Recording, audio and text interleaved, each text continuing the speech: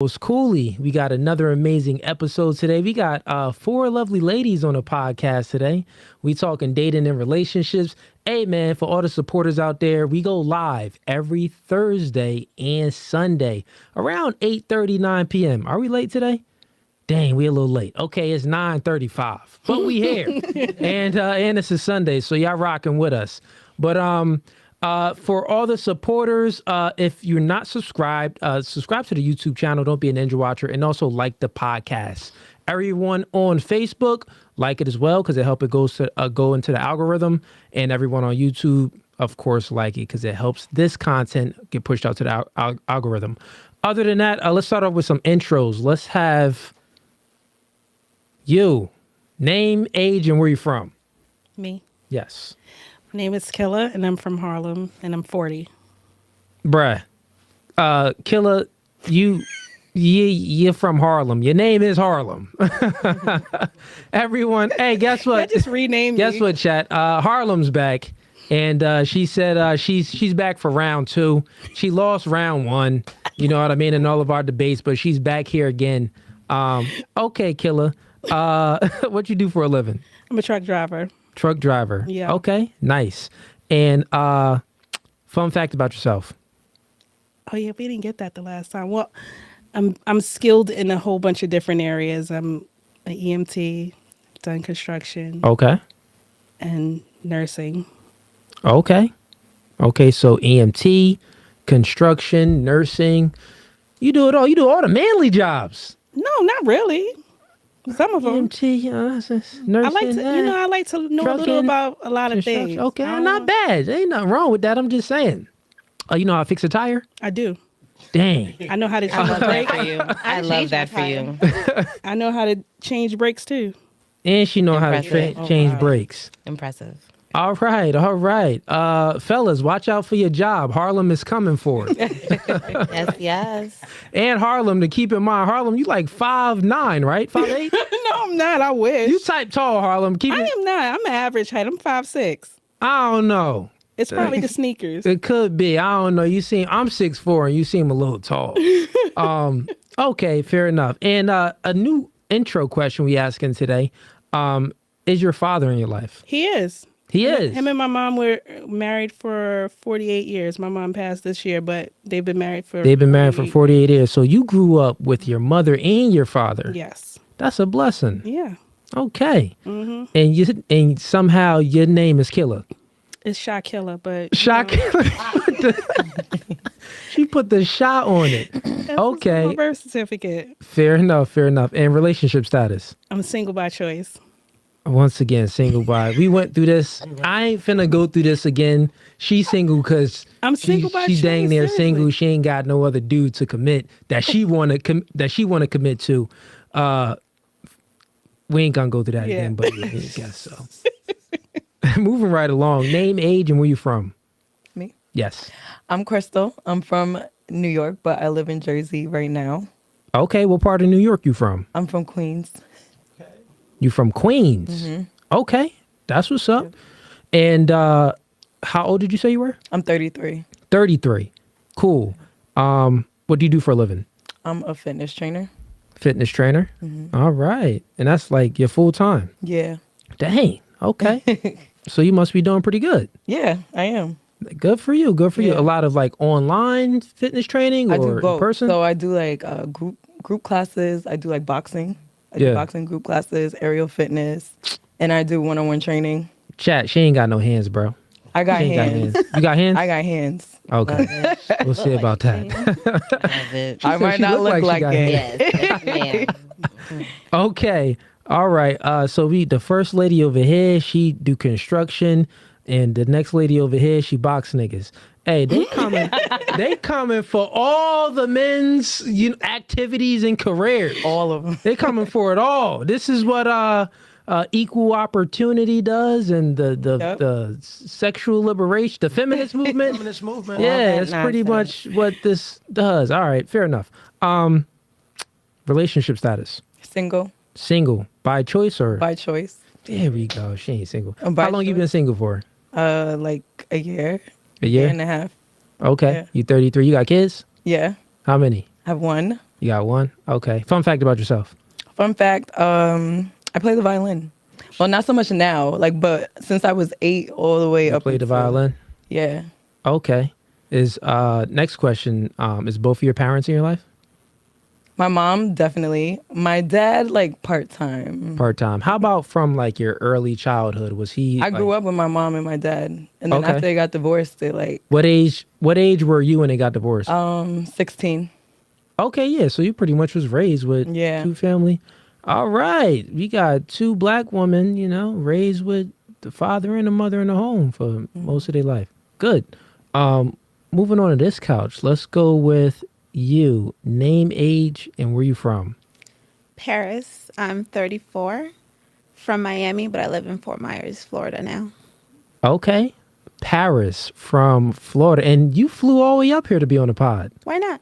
Hey, check that out, chat.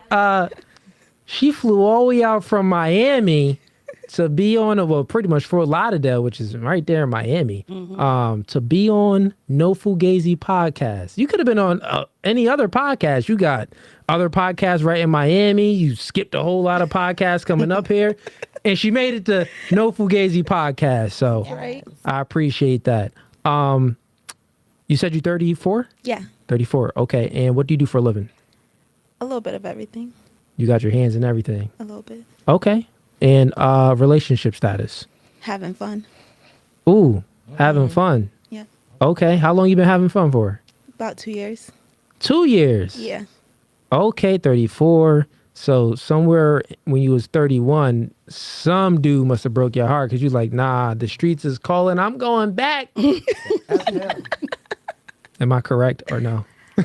You're somewhere in the ballpark. Somewhere in the ballpark? Yeah, Okay. You got kids? I do. Okay, cool. What's the next question? Oh, the new question is your father in your life? Currently, no, but growing up, he was.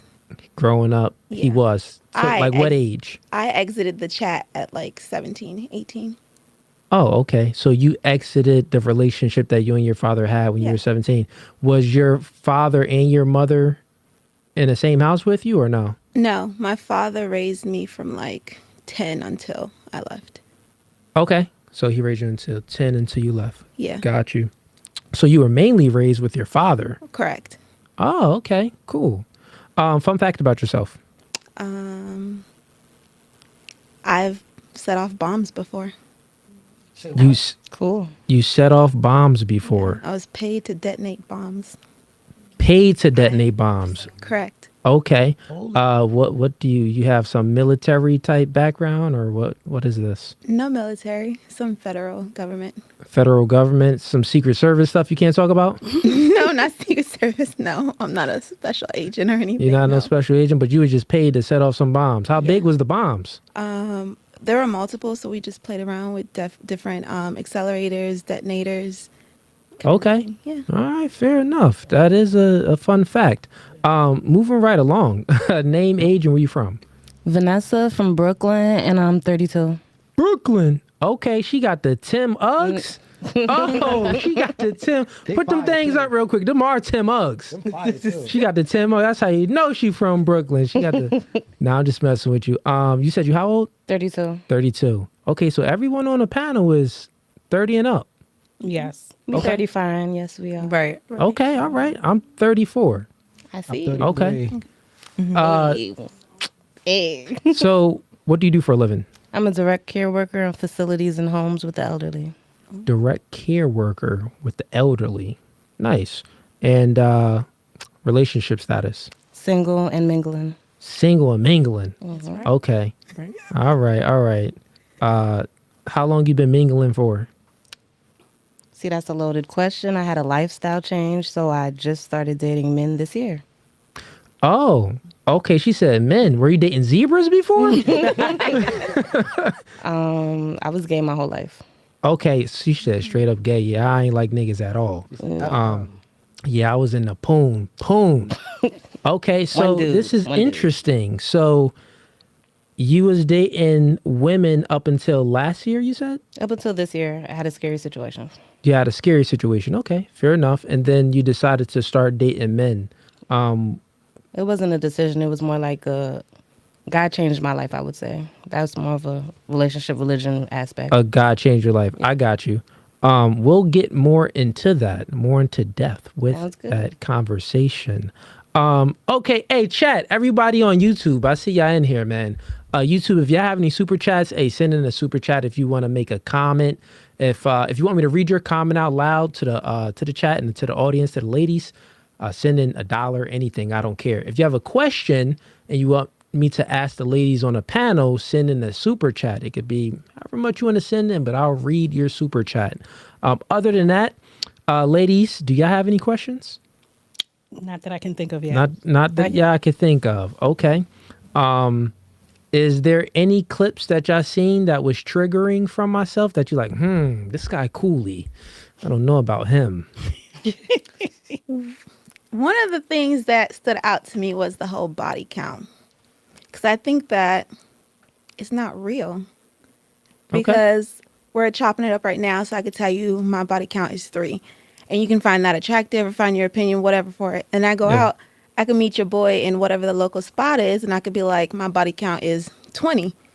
And he's fine with it, whatever, and talk. But it's like both of them is a lie, and you both felt that me as the person was attractive. Or my personality. So the body count is it's not real. I see what you're saying. So you're saying body count isn't real because a man would never know. Exactly. And a woman can just make up her own body count. Correct. I would say that that's still false because it's still real to the woman, right? So a woman, put it like this. If your body count is 3, I don't know if it is, but say your body count is 3. And let's say Harlem's is 40. Mm-hmm. Yeah, Harlem. Harlem, you be 40. You're 40 years old. So I don't mean I was getting dick since I was this born. is just an example. Right. This is just an example, right? So my point is, it's actually very real because if your body count is 3 and hers is 40, she has 40 more penises than you had. So her 40 more penis is gonna create and shift her worldview.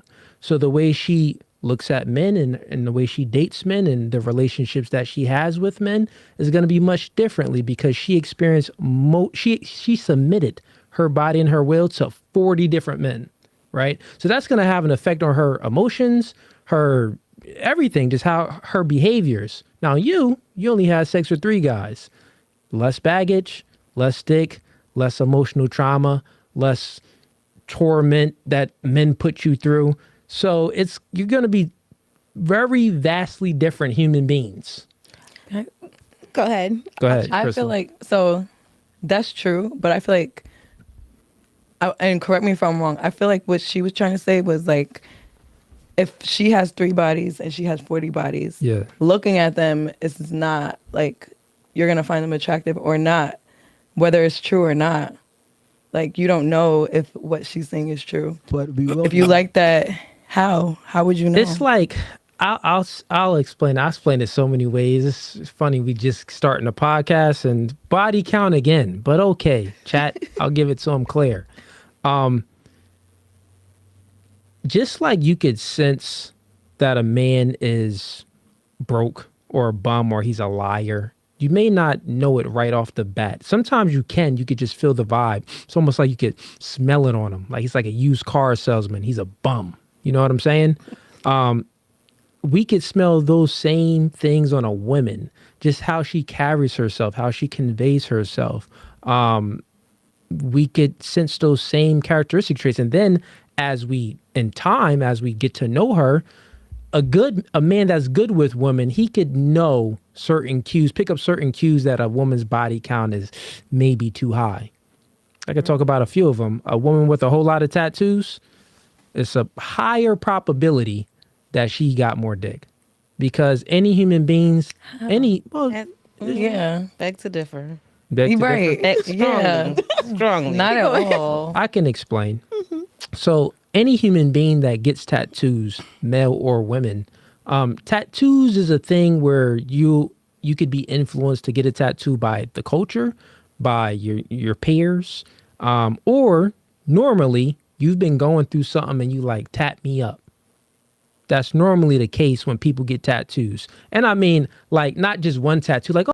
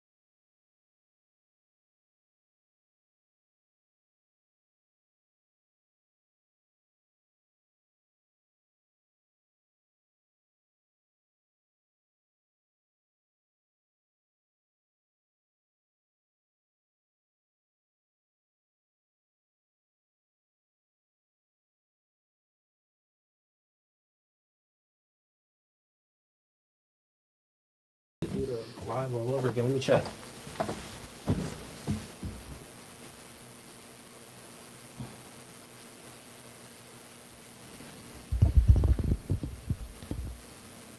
Oh yeah, we back.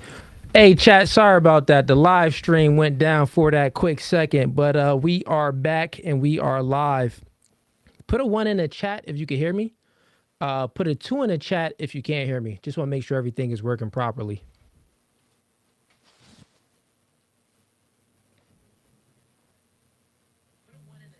Okay, sounds pretty clear.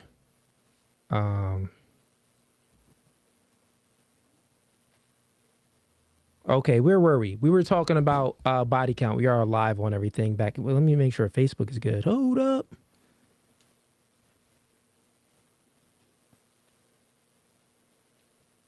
Okay, bet. So we were talking about body count. Who was about to say something? I was. Okay, okay, go ahead. What you got on that? I think that one of the major misconceptions is that women have intercourse with male have like an emotional attachment. Maybe the majority that might be And true. I'm sorry, can you just push your mic a little closer? There you go. That works? Yep. Okay. I think that maybe that might be true for the majority, but not for every woman as a whole. Because the same way that a dude wants to get his rocks off, a female's trying to catch a nut too. So every interaction is not an emotional connection or... Well, yeah, it's always like levels to it. So it is much different. A woman can never be a man. It's impossible for a woman to be a man. Our biology is just totally different. Well, women have a whole lot more estrogen. Men have a whole lot more testosterone.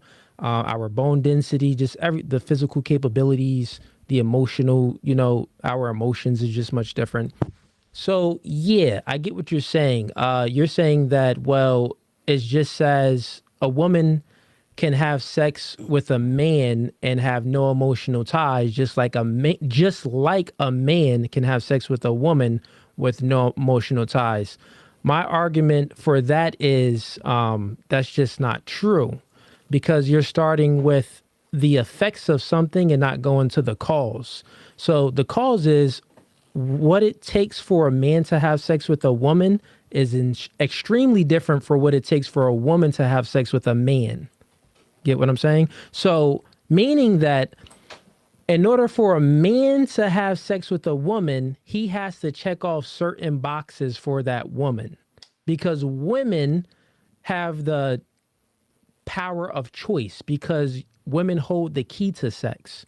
So since you hold the key to it, you're not just gonna, be letting everyone sleep with you. You're gonna have a standard and preferences, right? Right. And that man has to meet your standard and your preference. Got it? Okay. A man, he doesn't hold the key to sex. So a woman doesn't have to meet his standard or preference to have sex, meaning that most men are attracted to most women and most men would just sleep with anything. So when we start with the cause of it, it's like what it takes for a man to get sex and what it takes for a woman to get sex is different. So since the woman has to actually like the man, meaning that he has to check off some boxes, that means that she has a more emotional investment. Since the man doesn't have to like the woman at all, we could actually hate a woman and have sex with her. That means that we truly have zero emotional, we have the capability of having zero emotional investment. Meanwhile, the woman doesn't have that same capability. That makes sense. I get what you're saying. So I'll just make it clear. I'm speaking like a freaking scientist right now. Yeah, niggas, I don't gotta like y'all to have sex with y'all. My dick will get hard. At the end of the day, y'all gotta like me to a degree in order for y'all to let me clap them cheeks. I beg to differ. I think that, again, it's a generalization for women, but I don't think that every woman fits in that category. So majority of us here are single, having fun, whatever. So it could just be we've been without for a while. So it's like, oh, go out, find a dude, one night stand. Yeah.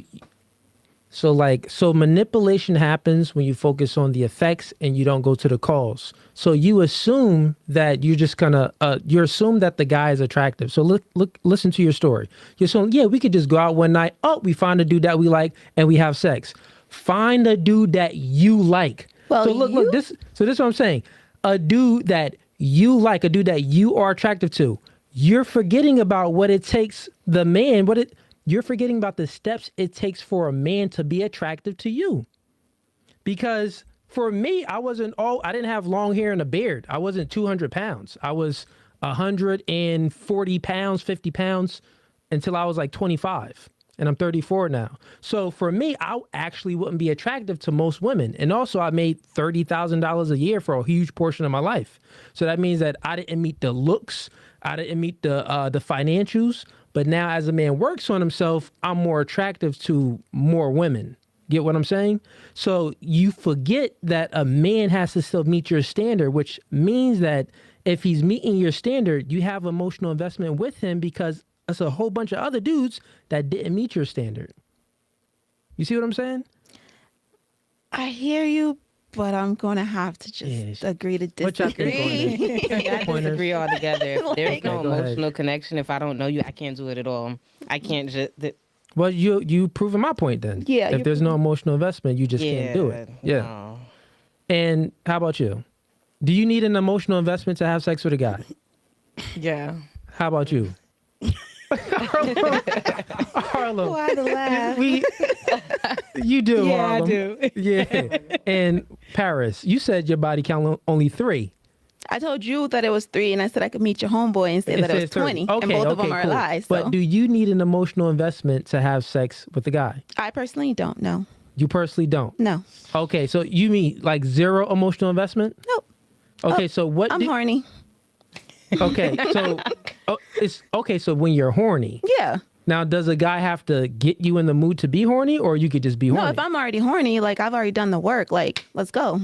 Okay, so what if you're not horny? Can you still have Then sex? we're not with having someone? sex. Okay, boom. So now you're just proving my point even further, because I don't have to be horny to have sex. A man gets turned on like a light switch. If Right. the opportunity is there, I'm going to tackle it down.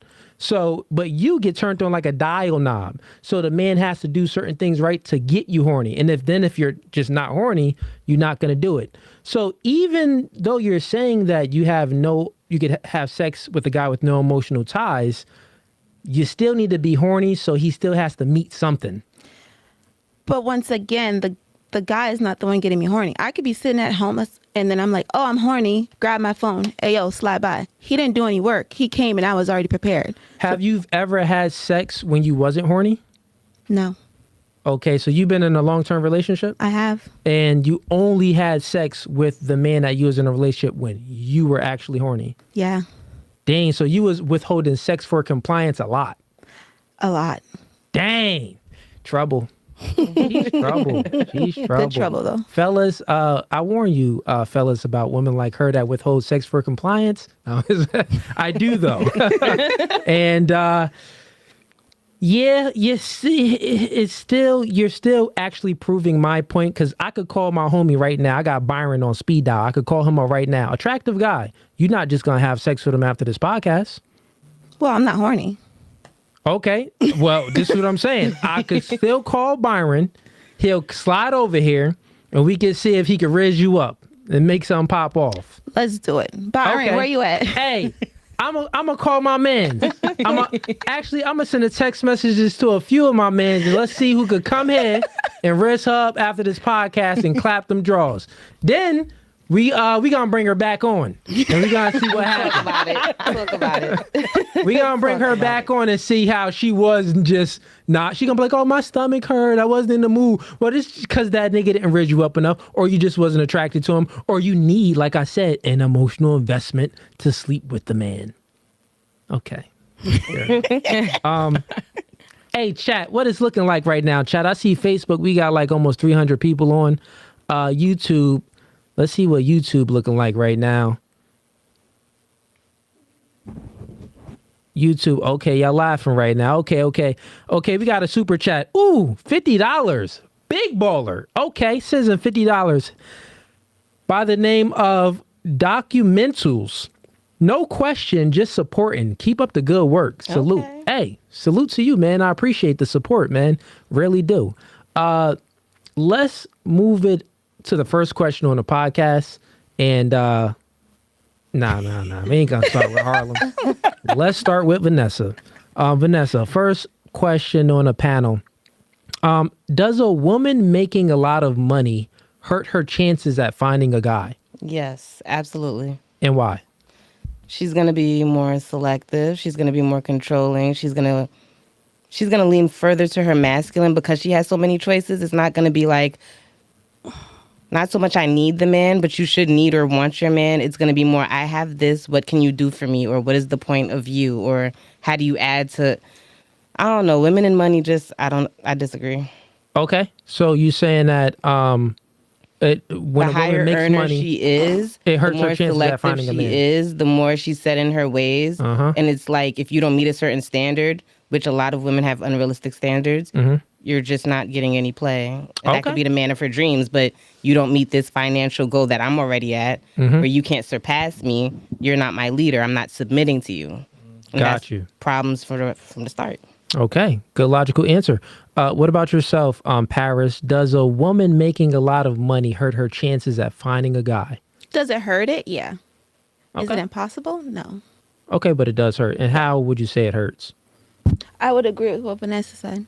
Okay, cool. So meaning that the more money a woman makes, her standards go up with that. So she's just gonna want a man that's either making the same or above. Right. Because I think that you're supposed to be a provider, whether it's financial security and all that stuff. And if I'm doing everything, what are you providing me with? Yeah. What stability, what security are you giving me? Mm. And then I think a major factor comes in that is that, unfortunately, the insecurity that it brings out in the man. So if you can find a man that is truly secure in himself and secure in the fact that his woman makes more and still able to lead the household, even though the woman makes more, it can work. But unfortunately, men are very insecure. Yeah, so I wouldn't say a man is insecure if a woman makes more. That's not the right word, because the insecurity is like that means like he feels like hurt or some type of shame. That's Intimidated. like intimidated. Intimidated would be a good one. Intimidated. Yeah. So even then, intimidated is like someone is like superior. Like you're looking at this person as a superior almost, because you're like, it's intimidating. Like something that you have going on is better than that I have going on. And I feel a certain type of way about it. My point is saying that men don't feel that way because you're a woman. Like you're not a man. So men don't compete with a woman on finances, or it's like me saying a man, you would feel intimidated if a man dressed better than you and did his makeup and took longer than you to get ready. Would you feel intimidated by that? No. You'd just be like, this niggas is a little sassy. What's going on? Right? And then how we feel when a woman just, if she's making a whole lot of money, okay, she's just asserting herself. Maybe she's just a little bit more masculine. But it isn't like a feeling that we feel shame for or hurt about. But let's move it right along. A woman that makes a lot of money, do you think that hurts her chances at finding a guy? I think it does, only because like if she's making more money than him, it's like kind of going against the laws of humanity, because like the man is supposed to provide, and basically they'll both need to learn how to like reverse roles. So it's like already starting off the bat, they're already at like a disadvantage. Cool. So you're looking at it from like just the biology standpoint. Like a man's role is normally this, a woman's role is normally that. So if the woman is pretty much already doing a man's role, then it's already a disimbalance. Got it. Makes sense. What about you, Harlem? So the question was, if a woman makes a lot of money, does it hurt her chances in finding the right guy? Yeah. I don't think it does, because I mean, depending on where you're working, you're networking, you're going to be coming across different types of individuals. I don't feel like it hurts your chances from finding the right guy. Well, it isn't. It could be the right guy or just a guy in general. A guy in general. I don't think so. I have friends that make really good money, and they all in relationships. I don't think that the money kind of like dictates how they. I mean, if you're a messed up person in general, you're just gonna be a messed up person. You're just gonna like treat everybody like shit, whether you got money or not. So I don't think that money kind of like changes how you treat people. You just like that naturally. So I know people that got money and they in relationships. I don't think it hurts anybody's chances, especially not a female. Yeah, so I would agree with these three in saying that it does hurt them. Just to sum up what they said and put my own input on that. If a woman, the reason why, like if we peel the layer back, the word is hypergamous. Women are just naturally hypergamous creatures. Hypergamous means that they want someone better than them, in normally all regards. So when they're mating and mate selecting, when a woman is earning, think about it, only 20% of the population earns $100,000 a year. That's men, women, and gay people, everybody. You know what I mean? So if a woman earns $100,000 a year and she normally just naturally wants someone either on her level or above, then that does, you know what I mean, hurt her chances at finding a guy, because most human beings in general don't make $100,000 a year, if that makes sense. I mean, I have a friend that makes Yeah, does that her or more, man but she makes that much? no. Nah. How old is she? She's 40. Oh yeah, that's why. Because you got to think about it. As you age, then your standards, reality hits you, right? When a woman ages, reality hits her like, oh, dang, okay. I'm not getting my drinks bought for free anymore, really, as I was when I was 23. But I'm 40 now. So then that reality checks hits her and she's like, I have to lower my standards. So her standards maybe used to be when she was younger, a dude that drove a nice car, a dude that had this, a dude that made these type of, finances. But as she gets older, she's like, well, I could settle on the finances part because my life is good. So I'll just, date a guy that's maybe meets my physical standpoint and meets maybe these other standpoints that I'm looking for. But finances, I'll decrease that a little bit. So normally when a man works on himself and builds his value, his standards for a woman, it really doesn't increase or go down. He just has more options because more women are attracted to that man. But when a woman, when she works on herself and gets more income, she wants someone either on her level or above. But as she ages, it's the opposite, because now she's not getting as much attention as she used to get. So it's like a logic hits in. Well, I'm not getting that much attention, so let me lower my standards. I'll date a dude that's making $50K a year when I'm making 150. Make sense?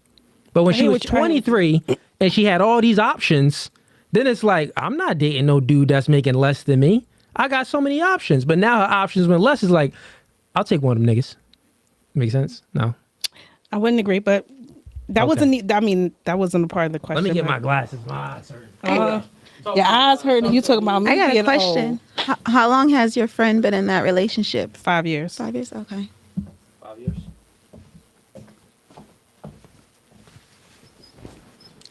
How young is the dude? I want to say he's 38. He's like, I want to say he's a year younger than her, 2 years younger than her. Okay, so he's okay. That's not that young, but he makes like a lot less, or what would you say?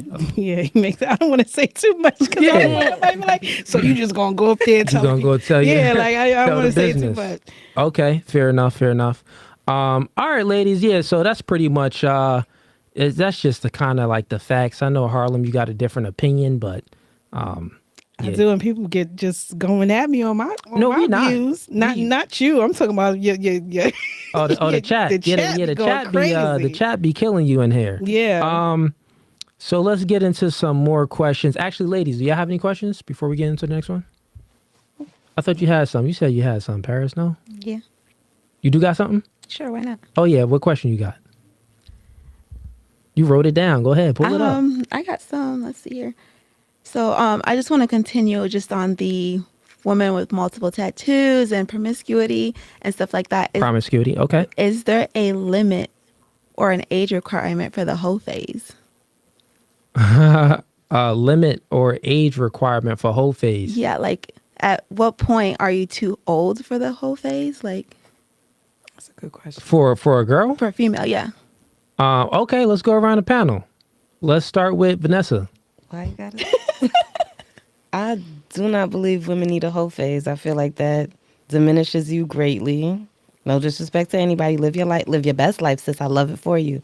But it's my opinion that when you go through this little whole phase or whatever, when you meet the right man, or when you come across a man that you want to take seriously, it's more like, okay, how do you compare?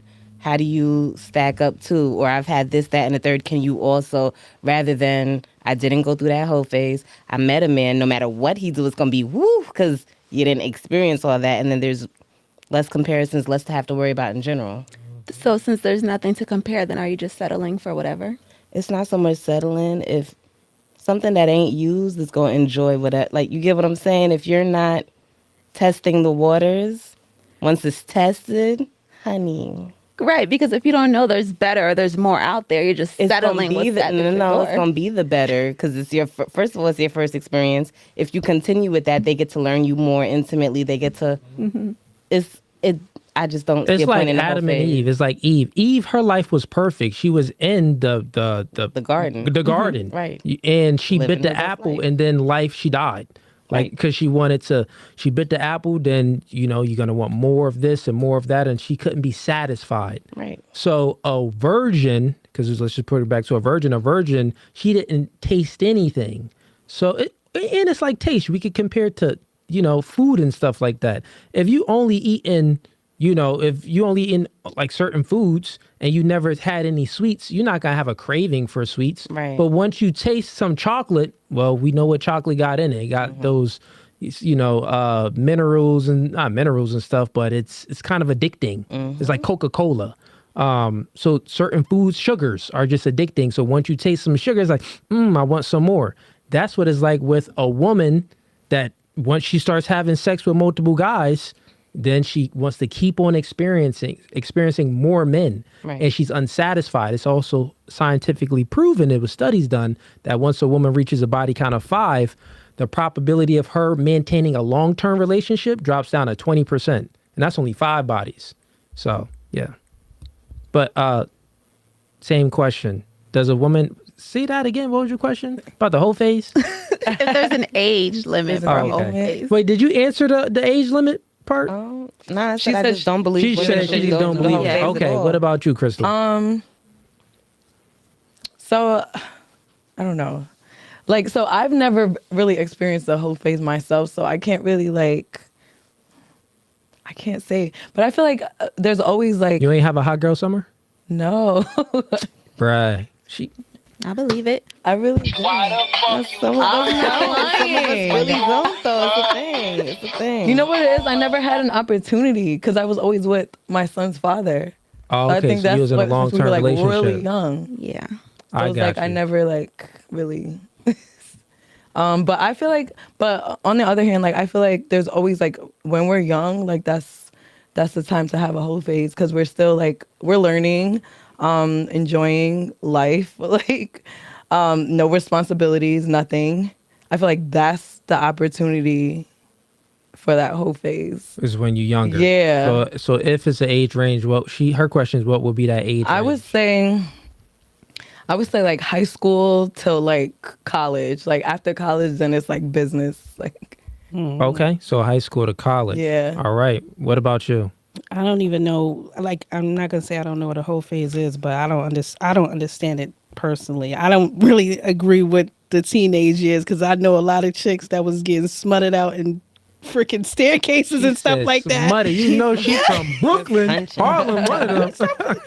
And like till this day, it's like that kind of follows you. So like I don't really understand the whole phase thing. I don't think that there should be a whole phase, to be honest with you, because like depending on what you're doing during that time of your life, once you start to get older and you start to do different things, that still kind of follows you, especially if you're still in the same area where you was doing your whole shit. Doing So it. it's like, So you saying that if a woman ain't have a whole phase, she got to move to a whole nother state. yeah, that's the only way that you could erase that shit because ain't nobody going to know in another state. Yeah, and my argument with that is she could never erase it because she still had those amounts of penises in her. Right. So like, y'all got to think about it, ladies. When a woman is not even promiscuous, every time a woman has sex with a man, that man conquered her.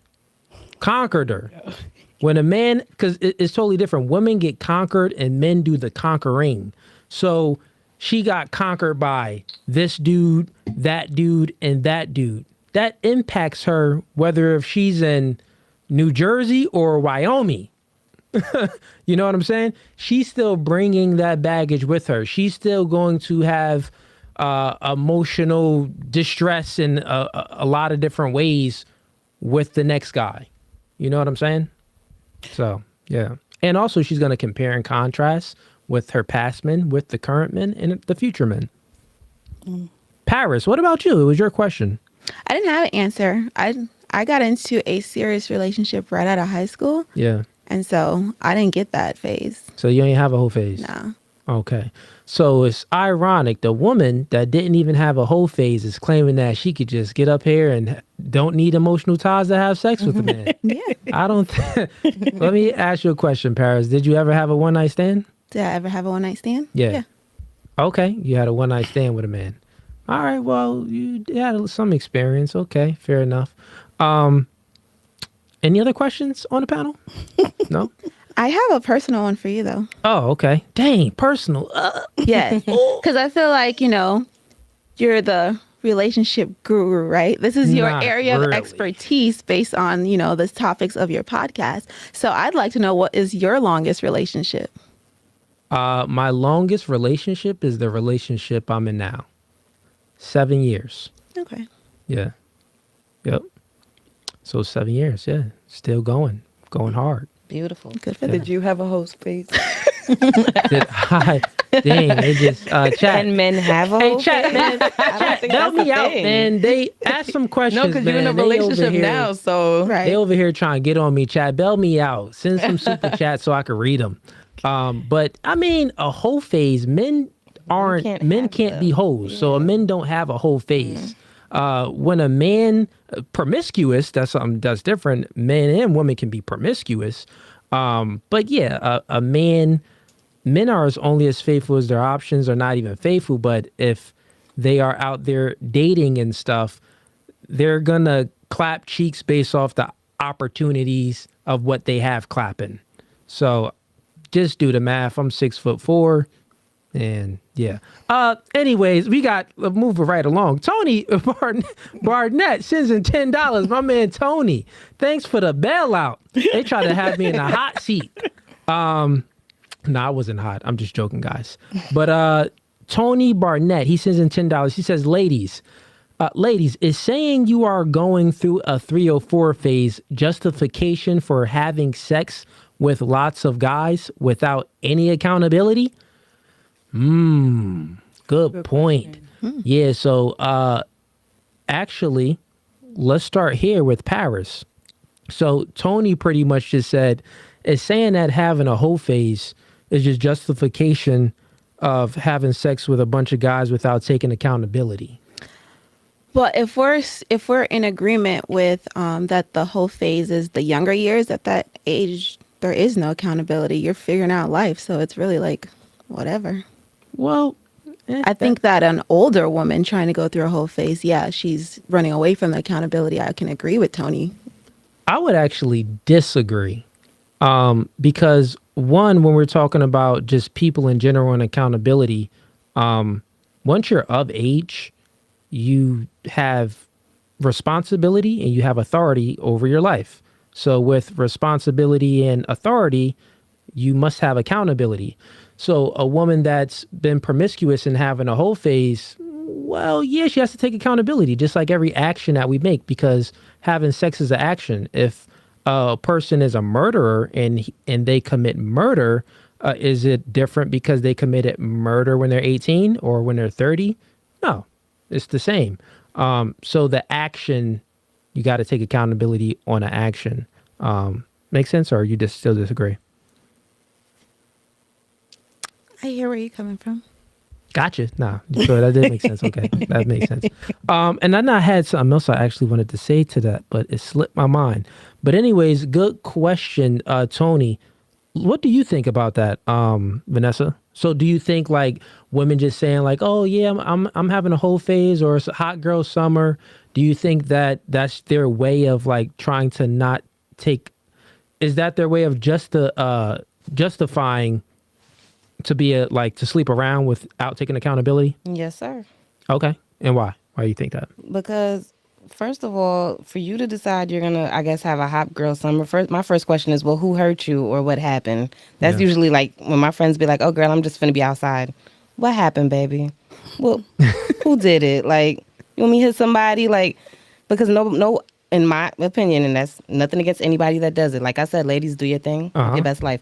But in my opinion, you're not just throwing it around for the fun of it.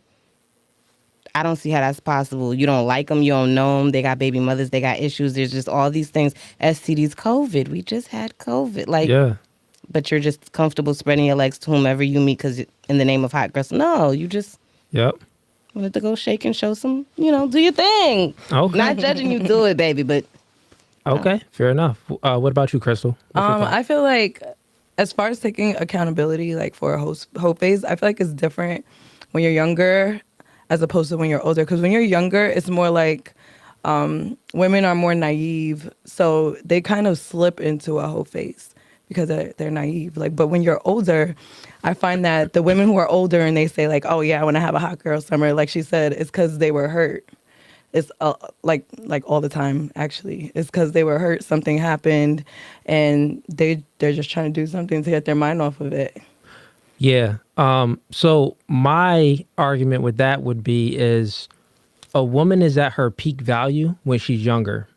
So if she's at her peak value when she's younger, and peak value meaning that she's peak value in a man's eyes, meaning that most men would be attracted to her when she's younger because men prioritize youth and beauty and fertility, right? That's just innately in us.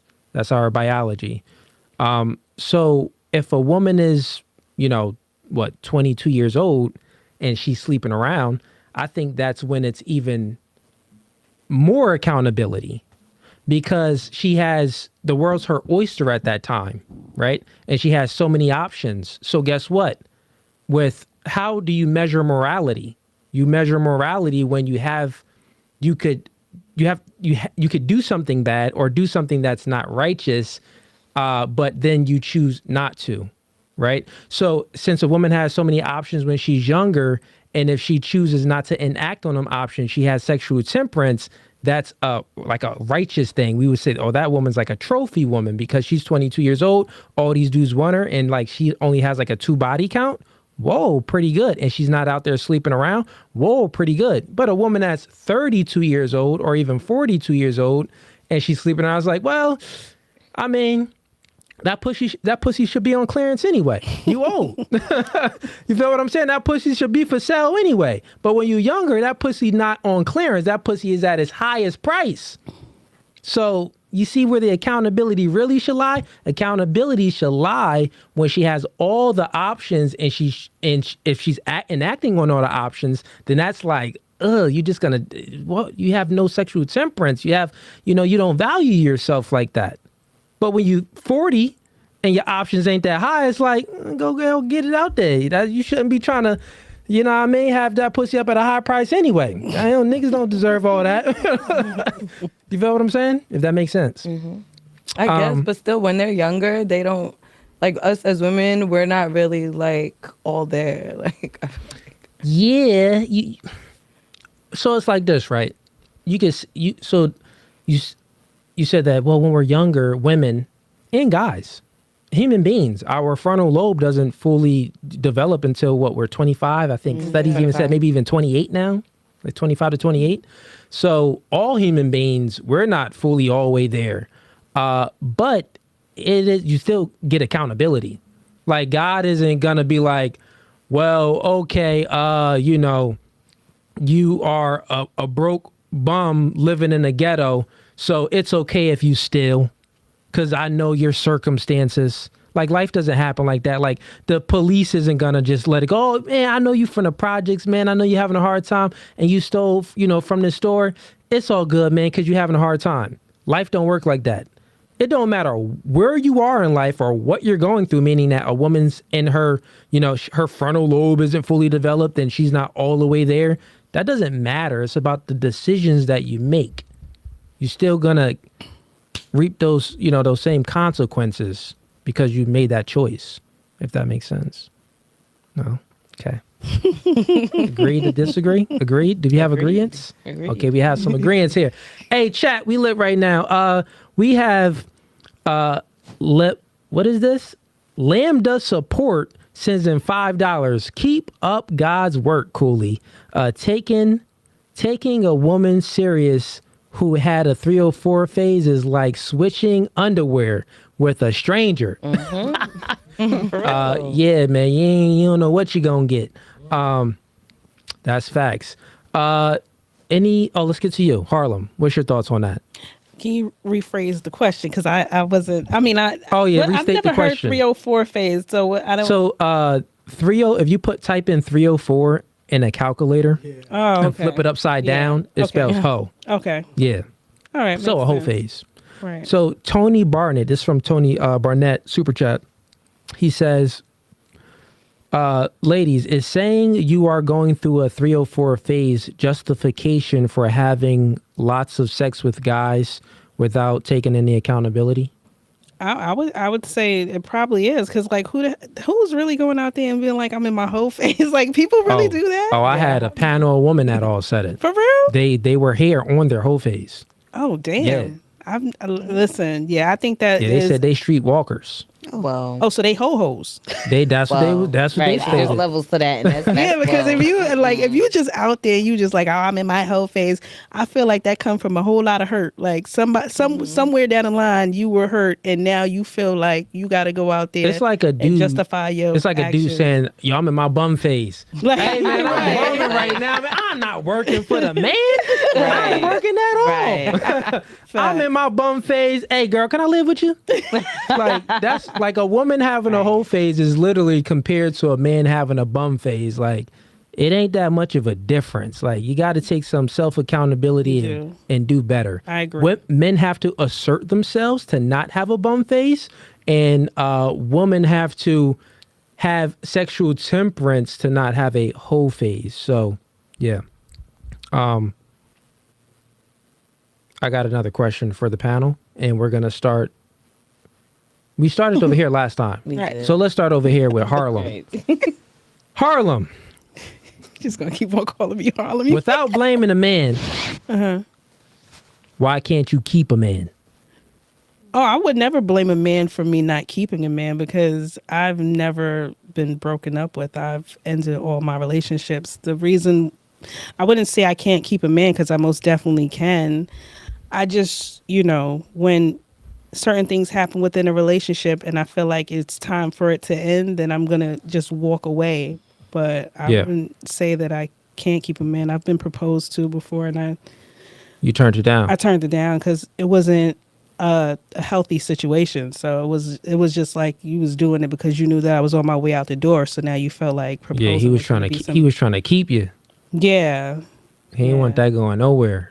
I mean, I guess, but once you mess up, first of all, my deal breakers are cheating and lying. So the lying, I kind of like I'll forget it for a little while, but the cheating I can never forget and I can never get over it. So once you do that, I'm pretty much just, all right, this has got to end. But I wouldn't say I can't keep a man. Okay, so you're saying you can't keep a man, and you already know my argument with that. We spoke on it last time. Like, you didn't have the reason why you couldn't. My point is that the reason why you couldn't keep a man because you couldn't attract a man that you wanted to be kept by. Because if you attracted a man that you wanted to be kept by, then it would have been a different story than you always breaking up with the guys. Because you said every guy that you dated, you broke up with them. Yeah, because they were lacking. It wasn't that they were lacking in all different areas. They all ended because they did something that I deemed as cheating. Okay, fair enough. Cool. Moving right along, Crystal. Oh, actually, real quick, hey, everyone on Facebook, we about to close out the Facebook chat right now. We'll close out the Facebook live stream. So we got about 200 people on Facebook. Slide on over to YouTube. It's No Fugazee Podcast on YouTube. So No Fugazee Podcast on YouTube. Come on over to YouTube right now, closing out the Facebook stream. Everyone on YouTube, Don't go anywhere. Okay, so that is now closed out on Facebook. Crystal, what about yourself? Without blaming a man, why can't you keep a man? I would say like it's not that I don't know how to keep a man. I feel like I know how to keep a man, but Yeah. I just haven't wanted to.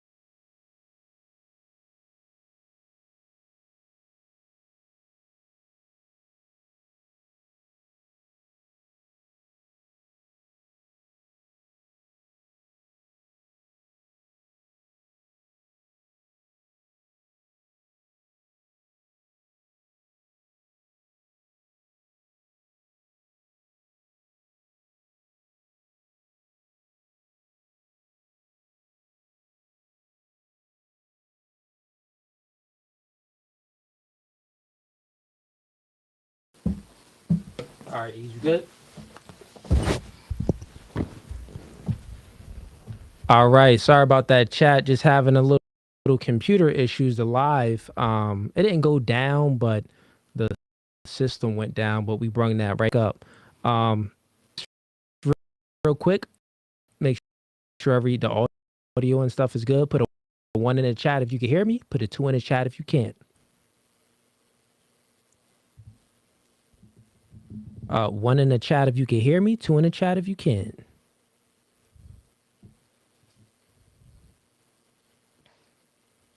Okay, ones. We good. And Crystal, I'm sorry. Let's just do that all over. So Crystal, without blaming a man, why can't you keep a man? I would say if I can't keep a man, it's because like I don't want to. Got you. I know how to keep a man. So you're saying that you just don't want to keep those men that you've Yeah. had. I got you. So that would be the same thing I said to her then. If you took notes on pretty much what I said to Harlem. Really, because if you found the man that you were attracted to, that you wanted to be kept by, then you wouldn't be breaking up with the guys that you've had. Because I'm sure you broke up. Well, did you break up with your exes, or they broke up with you? Yeah. Okay, so you broke up with all of them. So that means that they were either inadequate, they did something wrong, and you left them.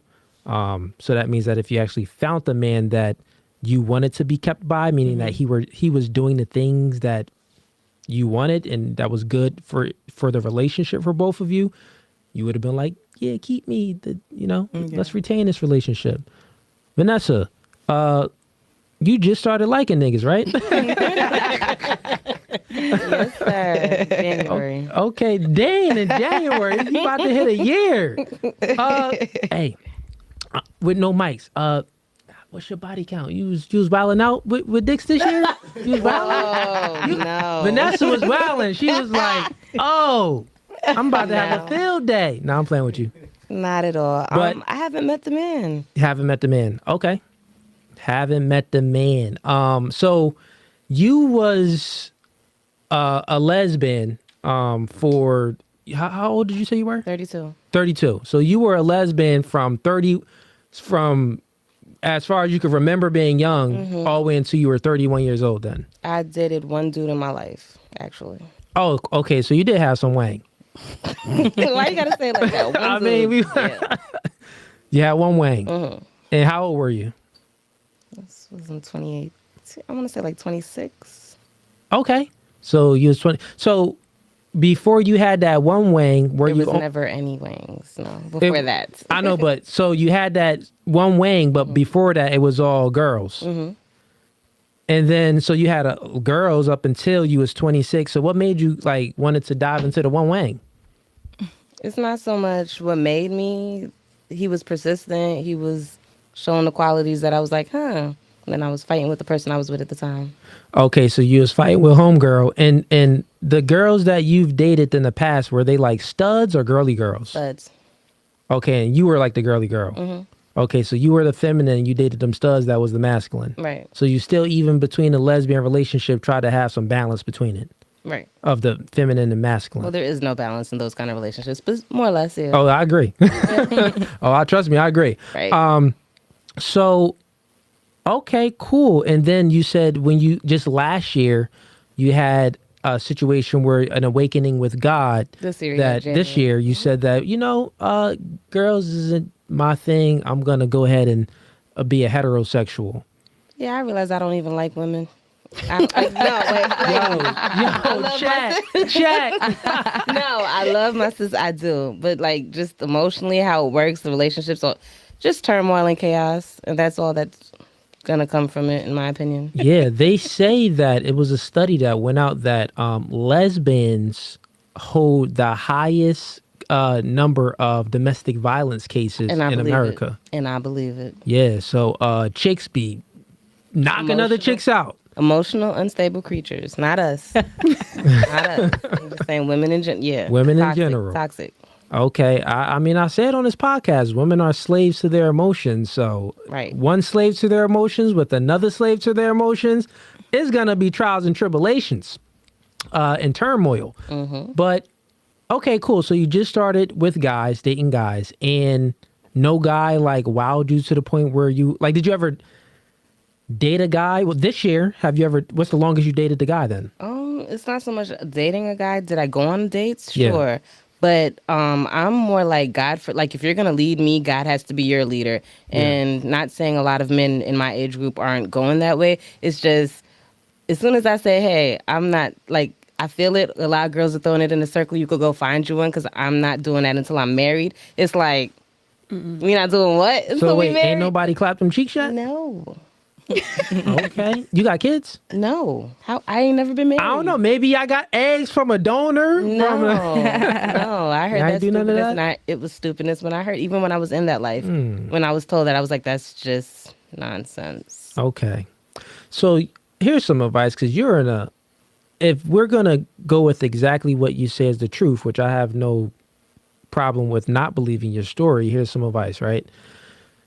Most guys, when a woman is 32 years old and, like she's not looking to smash, she's like, oh, I'm a born again virgin, but she already had penis before in the past. They have a hard time believing that you just had one guy. Because I know you said you had the one guy when you were 26. Mm-hmm. If I was talking to you, it'd be very hard for me to believe that too.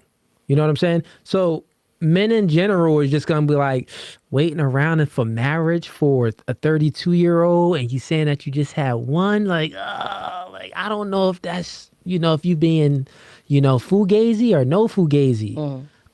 So the advice would be to be honest as quick as you can up front. I don't know if you do that. That's what I do. Oh, you do Immediately, that. it's like, Okay. you got to do what? Yeah. Or it's like, we'll continue and it'll be like, so, but you serious though? Or Yeah, how many I would months, let though, men know realistically? off How many the- months? Like, Yeah, I would let men know off the bat, like, listen, I truly was only like girls. I was a lesbian. I only had one dude. So, yeah, I'm really not trying to be like, I don't want to like soul ties, adding body. Like, that's a real thing. People wonder why they can't leave somebody alone once they hate them. It's like, I don't even like this. But soul ties are a very real thing. And Yeah. people engage in them too freely. And I'm not willing. Okay. Fair enough. Well, you're already taking the advice that I was going to give. You're telling dudes up front what it is. So, fair enough. What about yourself? Without blaming a man, why can't you keep a man? I think I'm capable of keeping a man. I had a very long relationship. I think I would lean on what you said, that I haven't found the one that I want to keep at this current state. Okay. You haven't found the one that you want to keep at this current state. Got it. All right. And can we throw in there some men just don't want to be kept? I've heard things. I've heard lots of things. Some men just don't. It's not so much a woman can't keep a man. Women know, women know how to keep their men. Some men just want to play the field. We live in a time of Instagram and Snapchat and all that. If I can look at butt all day, if I can go outside and shorties is walking around in lingerie, men don't want to just. Yeah, men nowadays, Yeah. I mean, instant gratification. I mean, women do as well, but just in different areas. Yeah, there are men. The men that women say that don't want to be kept, those are just men that have women in sex zone. So just like women would have a guy in friend zone, it's like, yeah, like she's only like, talking to him for time, attention, and, the resources that he could provide at times, that friendship. And the man, the reason why he doesn't want to be kept, because normally the woman just doesn't qualify to be kept, so he has her in sex zone. Because when a man actually likes a woman and, has some attachment and emotions with her, love for her, he's going to keep that woman because we don't want our vagina going anywhere. So he's going to do what he got to do to keep her. Tony Barnett sends in a $5 super chat. He says, ladies, your adult son is about to marry a woman with your past. Is this okay? What would you tell your son about her? Ooh. Okay, good question. We started over here, right? Cool. Let's start over here with Paris. Okay. So Tony Barnett says, ladies, your adult son is about to marry a woman with your past. Is this okay? What would you tell your son about her? My first question would be if he knows about the past. If she's been upfront and he knows and he's going into it knowledgeable of all the situation and he still wants to pursue it, have at it. So the question is not about like the woman's past, it's about your past. Right. So like your son is about to marry a woman with the same past that you had, like the same maybe sexual past and relationship past that you had. What would you tell your son about her? And What would I tell? yeah, like what would you tell your son about dating a woman like you? Keep her. Keep her. Yeah. Oh, okay. Cool. What about you? Go for it. Okay. My past, go for it. You had chicks. I mean, you could have had for some, it. I don't know if y'all was scissoring or using some crazy. Regardless, though, dildos. she don't have all the experience that other women might have. True. Everything you do is it's gonna be just go for it. Okay. Go for it. Fair enough. Crystal, Yeah, same. I would say the same thing for me too. Like, go for it. yeah. All right, Harlem. I mean, we kind of like went over this before, like, We well, did not a little really, bit but with the last podcast a little bit. yeah. So, like I said, for my sons, I would want them to find someone that's like me. So I'm gonna say, yeah, I would definitely approve. Cool. So that means this question is more like, if you look at yourself in the mirror, do you accept yourself? Would you want your son dating someone like you? Okay, fair enough. And all the four ladies said they would. Choaz, I guess that's the last name, sends in $5 super chat. Thanks for your support, man. Out of each race of men, how would they rank them from most attractive to least? Okay, so this is a race debate. Okay, Oh, man. let's go with Harlem. So you got let's just go with you got Chinese. Well, you got Asians. You got Indians. You got blacks. You got whites. In Spanish. Hispanic. Spanish? Yeah, you got I feel Spanish like too. that's a different. Spain, they call Cajun in Spain. I mean, they European. Like that should be part of it too. Yeah, because then we do got Puerto Rican. Okay, yeah, they all right. If I had to rate, number one would be black. So we're using Hispanic. Yeah, put Spanish in there because you got the Mexicans, you got the Puerto Ricans, you got the Dominicans. We're gonna mix them all in one. All right, so black, then Hispanic, then Asian, then Indian, and then white. So white is at the bottom. White's at the bottom. Yeah. Racist. No, I'm playing. Crystal. All right, so I love black men, so that's the one. I feel like I don't date anything other than black men. Then it's Hispanic. Then, wait, what were the choices? Asian, Indian, and Yeah, Asian, Indian, white. and white. Then it's Asian, then Indian, then white. Dang, yo. Hey, chat, they like, after all them years of slavery, the white man got to go. This is an all-black podcast today. Power to the people. Just something that sit right with me. You don't want to come to me. You after could that have statement. you could have sold me in slavery back in the day. Right, Something it's just like- don't sit right with me with dating you now. Yo. Vanessa, what about you? I believe color is a social construct that they use to divide us. I've never looked at a man, well, currently, and went, ooh, yes, white, black, Asian. No, it's look at him. Don't care what he look like. Hear you talk, what you talking about, what your mindset is. And it's, oh, you're attractive. I don't care what color you are, what ethnicity. None of that matters to me. Do we get Okay. along? Do we like the same things? Are you temperamental?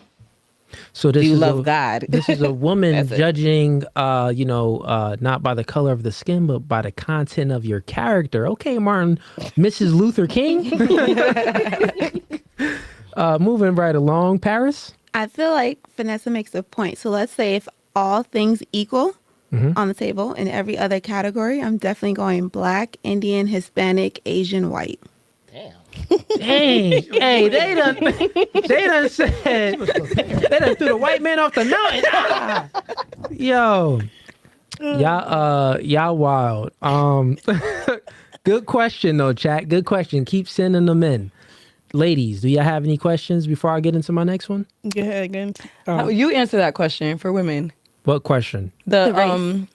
It would be exactly what she said. I am an equal opportunity employer, Like, if that's the way you say it. And men in general don't care about races. That is a social construct.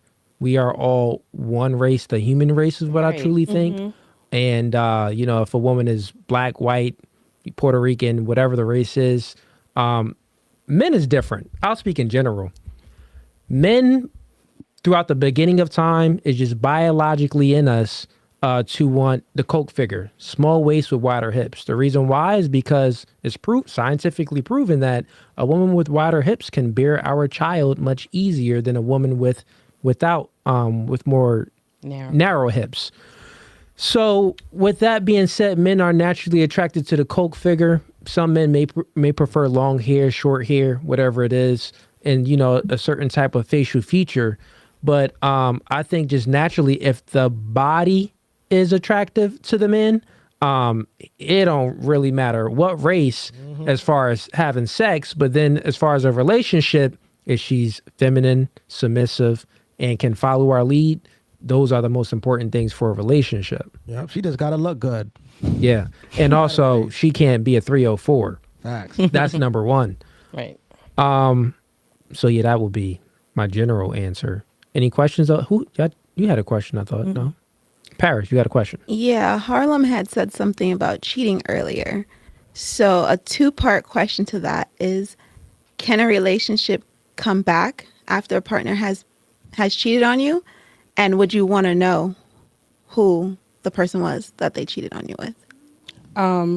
For me, I don't really care who it is that they cheated on me with. Once I know that you cheated, even if I'd stayed a little while longer, I still haven't gotten over that part. And in all of the cases of my relationship, when they did something that was deemed as cheating, like it didn't always happen with like sex and stuff like that. But I pretty much, this is something that I have a conversation with men in the beginning of the relationship. Like, I cannot deal with cheating and I can't really deal with lying. And if you cheat on me, once I find out, the first thing I'm going to do is stop having sex with you. The second thing I'm going to do is, like, I'm going to slowly walk away. So it's no coming back from cheating with me. Fair enough. And what about yourself, Crystal? I feel the same thing. I feel like it's never going to go back to how it was like initially, because there's always going to be like that in the relationship, like that happened. So it's like, it's never going to go back ever. Got it. Okay, so you just something that you can't get over. Yeah. And Vanessa? A girl cheating or a guy cheating? Who's cheating? Yeah, it's much Your different. spouse, your partner. But she kind of date both. So give the answer to both. A woman cheating is like, yeah, no, it's over because what's mine you gave away. A man cheating, because they don't think about it the same way we think about it or experience it the same way we experience it, is a little more tricky. It's more forgivable, is what you're saying? Yeah. I wouldn't say forgivable. See, the act itself, I honestly could say I could care less about. It's the mentality. You had to have lied to me. You've had to have something caused me to be lied to. That's my trust. So we're out of the cheating realm. We're into the trust realm. So now I don't trust you. So now, yeah, it's up. There's no point after that. If I can't trust you, I'm not going to respect you. There's no coming back from that. Got it. And Paris? I'm like the complete opposite, because I do think men cheat for different reasons and there's not a real tie to it in a sense. So Wait, time out. You just said in the beginning of the podcast that, you know, a woman can have sex with another guy just like a man can. Yeah. But now you're saying that. So I'm saying there's no tie. The same way that a man can have sex with no emotional tie was what I said in the beginning. A woman can do it also. So with that being said, since there's no real emotional tie, he was just out getting his nut. I can forgive that. It's all the circumstance around it. But I, for one, if you cheat on me, I want to know who you cheated with. Because in some type of degree, she's got to be better than me. I don't care if it's look. I don't care if it's mentality. Like something about her has to be better than me that I got to look at her and be like, damn, I'd smash too. Yeah. And it ain't even that. A lot of times it's not even like Right. that. Exactly. She don't A lot even of be times it's anywhere not. near. Okay, so scenario for the ladies. Say your husband came in and he's, babe, I smashed my boss. Before you get mad, she said she was going to give me a promotion or give me this part of the company to run. So now technically I'm the CEO or something. You're mad at your man?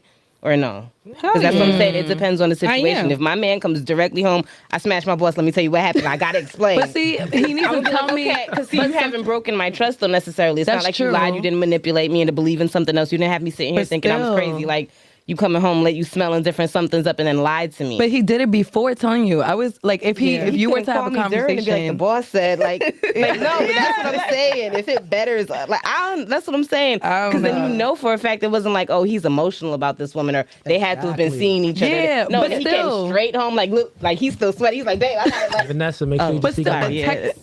something like, because it's like, all right, you know that cheating is automatically like destroying the relationship. Like Right. doing that act is automatically a strain on the relationship. Right. So it's like before you do it, have a conversation with like your partner. Okay. So it's like Yeah. you don't destroy that trust. Right. Because like you did all right, like you got a promotion, but like you still did it anyway, and I didn't know until after. Right. Okay. Like, you know?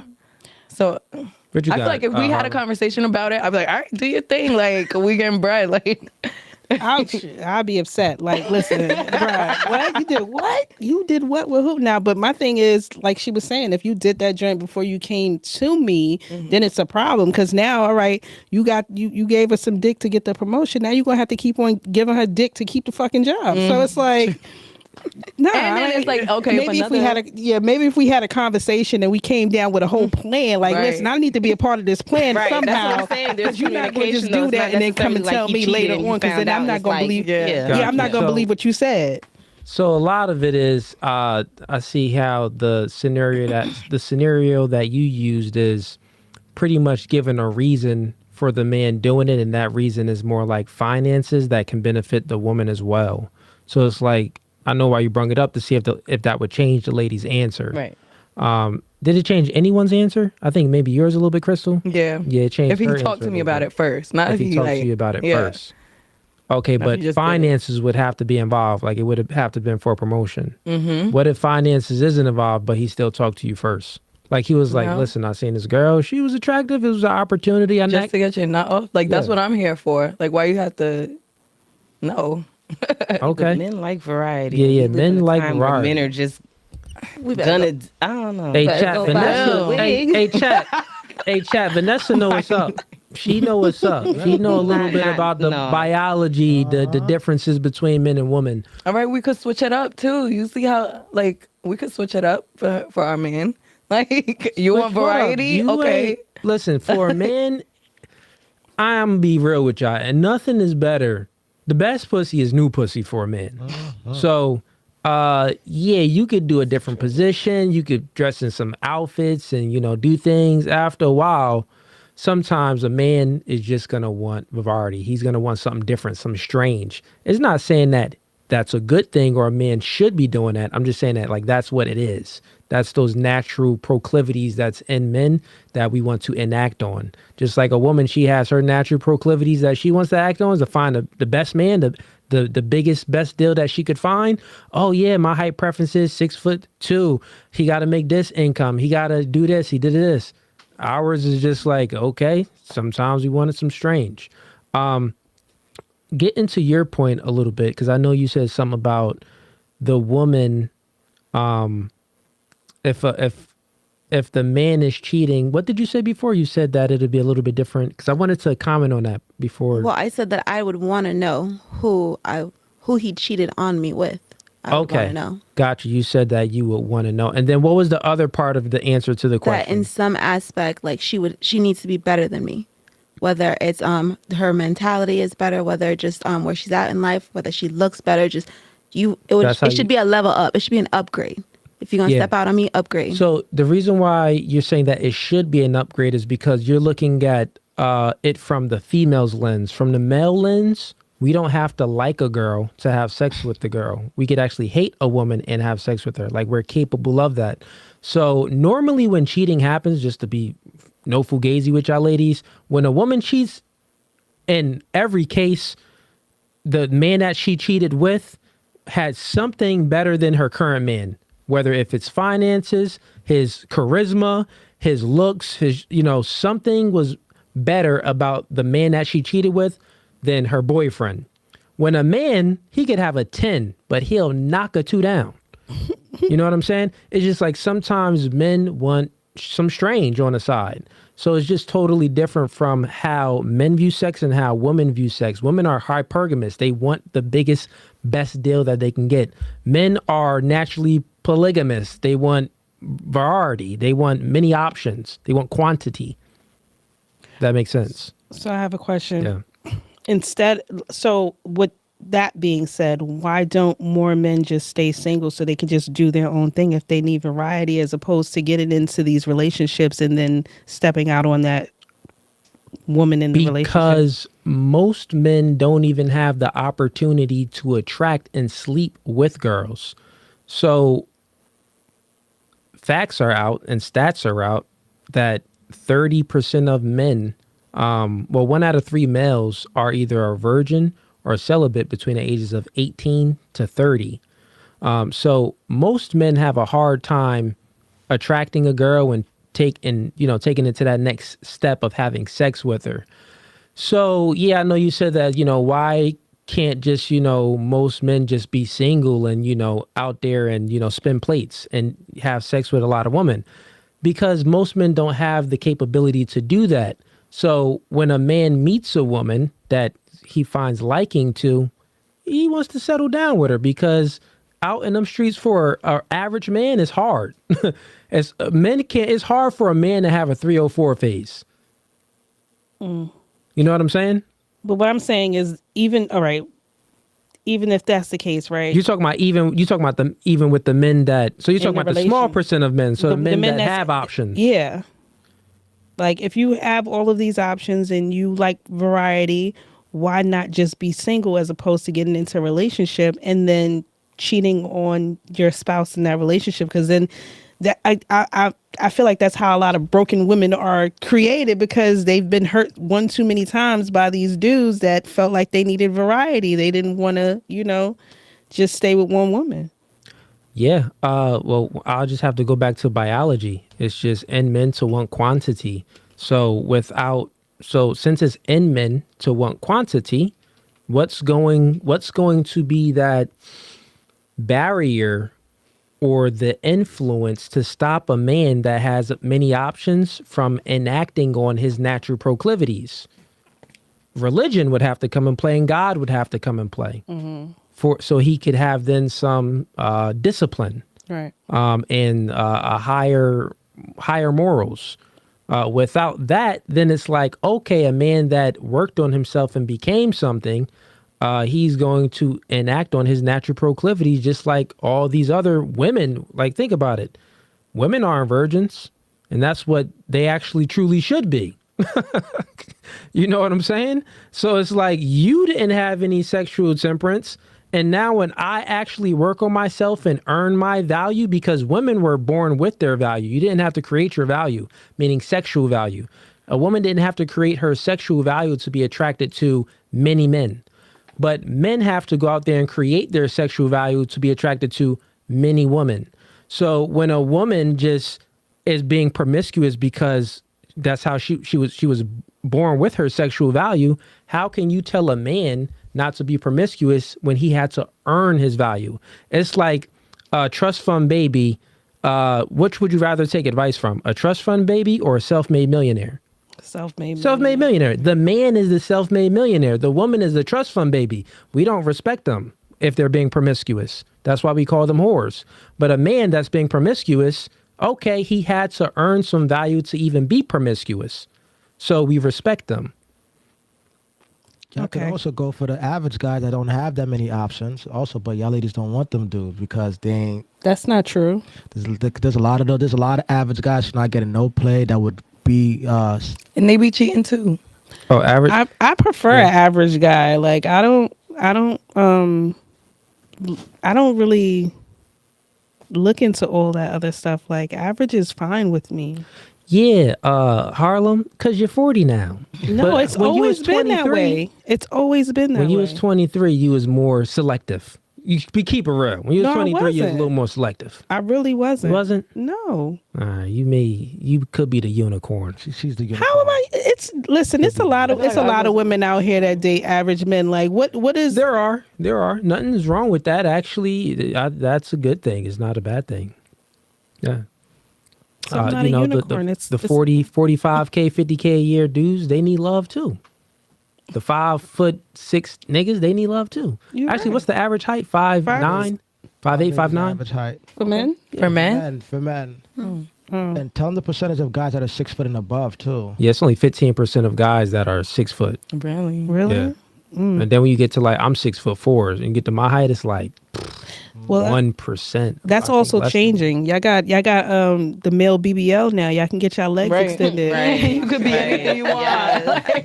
Yeah, you're gonna have a lot of complications getting some implants put into your legs. That's wild, man. Nah, I seen something the other day. Some guy got it done. He spent like $100K. And he's like, I'm more confident now. But think about it. He had to earn that money to then do that. So he was already better than, if it costs $100K, he was already, a one, like a 10% man anyway. If he had the money to spend on something that's $100K, so Right. he was already up there.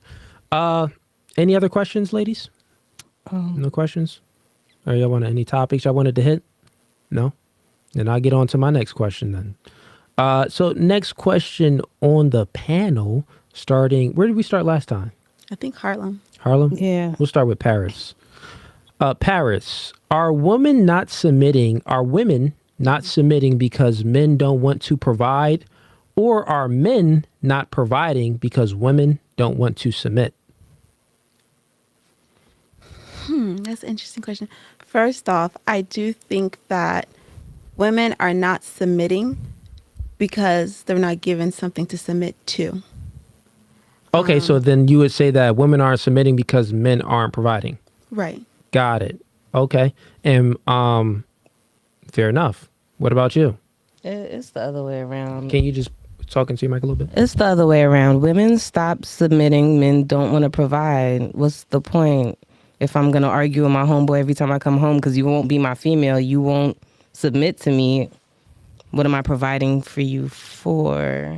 I think that every woman wants to be taken care of. Yes, we have the ability to go out and do, clearly Harlem has shown us, we have the ability to go out and do anything a man can do, but we don't want to have to be. I think one of the most disrespectful things you can do is tell a woman she's strong. A woman doesn't want to be strong. She wants to be soft. Take care of me, provide for me, and I then in turn will support and be submissive to you. But if you're not giving me anything to follow and I now have to go do it myself, why are you here? Right, but exactly what you just said was men don't give something to submit to, right? Right. if we're not submissive off the jump, that man, you're tearing him down already. He's already torn down enough by the world and everything else going on in the world. I completely agree. If I can't come home to a submissive woman, what am I providing for? Like, it doesn't equate. Right. That's why I said that we go into it submitting. No, but stop you also submitting. said that women can do everything men can do. We can't. We absolutely cannot. We absolutely cannot. She's saying that a woman being submissive is the incentive for the guy to be providing. That's pretty Right. much what she's saying. Like, that's that incentive. Like, okay, now I have, you know, that motivation or the, you know, an incentive to be, you know, going out there and working very, very hard because I have a woman that's following my lead. She's submitting to me. So I get both of your points. What about you, Crystal? I feel like the dating culture made it like how it is now because like, and really like the workforce because now women have to work. So like we're more independent now. Yeah. So a lot of times women don't really need men. So like right off the bat, they just have this persona, I guess, that they don't need to be taken care of. So I guess that Men stop taking care of them. so I guess that makes the men like, I guess the way women act now, being that they're independent. So right off the bat, they not really into like, so that makes the women like they don't want to submit because the man is not. He's not gonna want to do anything for the woman or want to provide for her. So this is my issue altogether. I have a job. I don't mind working, granted. But if someone came up to me today or tomorrow and said, hey, you don't have to work anymore, your man's going to. Okay, no problem. I'll do whatever needs to be done. That's why there's like a little trend on TikTok with the traditional wives that's getting slammed. No, most women, I know most women in general, not saying that's all women. We have the few that are exception to the rule, sure. But most women, you ask them, do you want to work a 9 to 5? Do you want to work all them hours to make the money you win? Absolutely not. They would prefer if a man just came up and was like, true. I'm going to work for you, babe. You do all the things in the house. I'm going to work.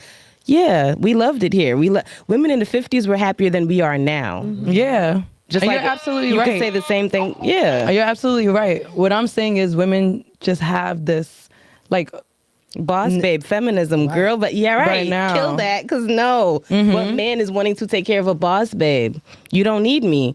Exactly. So therefore, shovel your own driveway, do your own, like, Exactly. what am I provide? Just like, I grew up in Brooklyn. Yeah. There was a certain time where dudes opening the doors, girls would be like, oh, like, I'm not finna, like, why are you, like, now them same girls at the age we are now is why won't men open the doors? Men don't do this, men don't do that. You clowned them. You didn't want them to. It was, I could get my own damn door. I'm not going home exactly. with you. And that's what, right, women control how men respond. That's definitely how it goes. Just like, She's because there's spitting. OnlyFans here and this there and everybody's doing their own little thing. It's like, if I could pay for it, what am I going to find the real thing for? She's spitting. It's like, Yeah, Like, I she's spitting see it bars. from both perspectives. It's Vanessa definitely gets the male perspective for sure. You have more on that, Crystal? she like said what I was gonna say. Okay. And what about you, Harlem? I'm agree. I think not a lot of women are submissive these days, so a lot of men don't want to provide, but and sometimes I can say it's a little bit of both. Like, there's a lot of men that's out here and they're asking women like, what do you bring to the table? What do you bring to the table? Like, well, if you want a submissive woman that's going to take care of the home and do all of these things, exactly how much more you would want that woman to bring to the table. So it's a lot of different mindsets out there where, you got that group of men that be like, if all you got is pussy and this, that, and the third, what the hell I want you for? It's all right, you don't, and then it's the other group that don't want their women to go out there and be independent. So it's just like, I feel like it's a little bit of both, but it's a lot of women that's out here that's just not submissive like that. So it's a lot of men that kind The of culture is to be independent now. So that's what's like messing it up. Yeah. You could look at it two ways. Like, I understand Paris' way of course, of looking at it. Like, okay, men, your point of view was the opposite. Was that I think that the quality of men has changed. the quality So of like men has you changed? said, the men that we had back in the day, like, 2-3 generations back, that's not the same quality we have today. So we don't have something to submit to. What qualities? Like Like, if you think of it, our grandparents, the grandfather would be out in the workforce working, and grandma took care of home. She could stay home and she could have 10, 12 babies, all that, because she had someone providing for her that gave her that security that she could do that. Nowadays, these men want you to go half and half. These men walk around with purses. These men, what you bring to the table. If I'm submitting to you, that means you're providing the table. My job is to clean the table. My job is to maintain the table. I'm not bringing the table. That's your job. But also that goes back to women being boss babes and independent. They're making money now, good money now. So now, yeah, I mean, since you're independent and you want to be in a relationship, you got to bring something to the table now, more than pussy. Because And it is interesting you said that, because again, I was in a long-term relationship, and there was a point in my relationship where I was the financial breadwinner, and I was okay with that. Even as the financial breadwinner, I still brought my paycheck home to my spouse, and as the man, as the head of the household, what are we doing with this? I still need you to lead. Even though financially you're not bringing it, I still need you to be the leader. Give me something to submit to. It's not always just about the finance. Yeah, and that's the thing. That is true. What you're saying isn't true at all. What you're saying isn't not true. It's actually very true. Men are definitely more feminine and docile than they've ever been before. And without men being as masculine as you said that they were like in the 50s and back in the day, of course, then a woman is like, well, I don't really have anything to submit to. I get that I get that standpoint. That standpoint that's already there. But like I said before, if you look at the effects, those are just the effects of things, right? That isn't the cause of things. The cause of things is what Vanessa was alluding to, was that, and I think Crystal was alluding to as well. Since women are more promiscuous than ever before, then it's like, okay, why should I even, why pay for the cow when I can get the milk for free? You know what I'm saying? So men really don't have that incentive to even, got to think about porn, OnlyFans, and all these sex sites. That's a demotivator because women are being promiscuous, so then men can satisfy their needs off their hands. Herky jerky. I got J-Lo on this hand and Kim Kardashian on this hand. They just want to jerk off all day, which is disgusting. Men, stop masturbating. Don't do it. It messes with your mind. It messes with your motive. It literally is a demotivator on all fronts. So since women are more promiscuous, so that's the cause, right? The cause is men didn't change. The fact is that how it's always been, since women hold the key to sex, men always, throughout the beginning of time, they don't change their mating strategies. They just adopt to how women are mating. So men just adopted to the dating market right now. Since women are so promiscuous and women are in a job market right now, that means that, one, they're more promiscuous. So the top tier men that can attract women, they're getting all the vagina, right? And then the woman that's in a dating market, the woman that's career driven. Okay, when she's career driven, her standards went up. Now it's that pussy goes to the top tier men in the dating market again, because only the top tier men can meet her standards. So yeah, it's like, and then guess what? That's why more men are docile and feminine, because they have no options. Like I said, 1 in 3 men is either a virgin or celibate between the ages of 18 or 30. They ain't got no options, so they just flapping off all day and playing video games and eating snacks in their mom's basement. So the cause is, well, really, who gave women the rights? Men. So we're gonna be truthful. Men created the birth control, which then made women more promiscuous. Men gave women their rights, which then made women have hypergamous natures go up, because now they could vote, they could work in a workforce. So then, okay, as they go up, their standards go up. So really the cause is a small group of men giving these rights to women, and then women, but still, women still had the option to use their rights in a righteous way, in a morally good way. But they chose to use their rights in a morally not so good way, to be promiscuous and to, standards keep going up as they make money. You get what I'm saying? So yeah, yes, women. Yes, it's women. Yeah, because they got to take accountability. But I do get, Paris, I get exactly what you're saying. And what you're saying was 100% true. Yeah. Tony Barnett sends in $10. He says, I hear women say all the time that They are looking for an honest man who tells the truth. I have just witnessed the truth being shared by Cooley, and he got a lot of pushback. Make it make sense. Hey, On which man. topic? What? He sent that maybe about before we got into this topic, probably about when we were talking about probably with the body count thing, how I was talking about men being promiscuous versus women being promiscuous and the differences of it. And I'm speaking truth, and then y'all can't Paris like, well, yeah. And then you over here like, yeah. So that's probably what Tony Barnett talking about. Y'all got any questions before I get into the next one? Did everyone answer that last question actually? Yeah. No? Who didn't go? What was the You don't question? answer. Oh yeah, y'all all think can we answer. did. Yeah, y'all all answered. Okay, cool. Next question. Let's go with, we started here, right? Yeah, we did start Yeah, at we Paris. Harlem. Why do women think they're free when they serve their boss, but slaves when they serve their husband and children? I wouldn't be able to agree with that. I feel like It may not be I you, I but feel women like in general. serving the boss feel like slavery to me. That's the reason why I started my own business, because Yeah, I didn't want to. same. I didn't want to work for anybody. Same.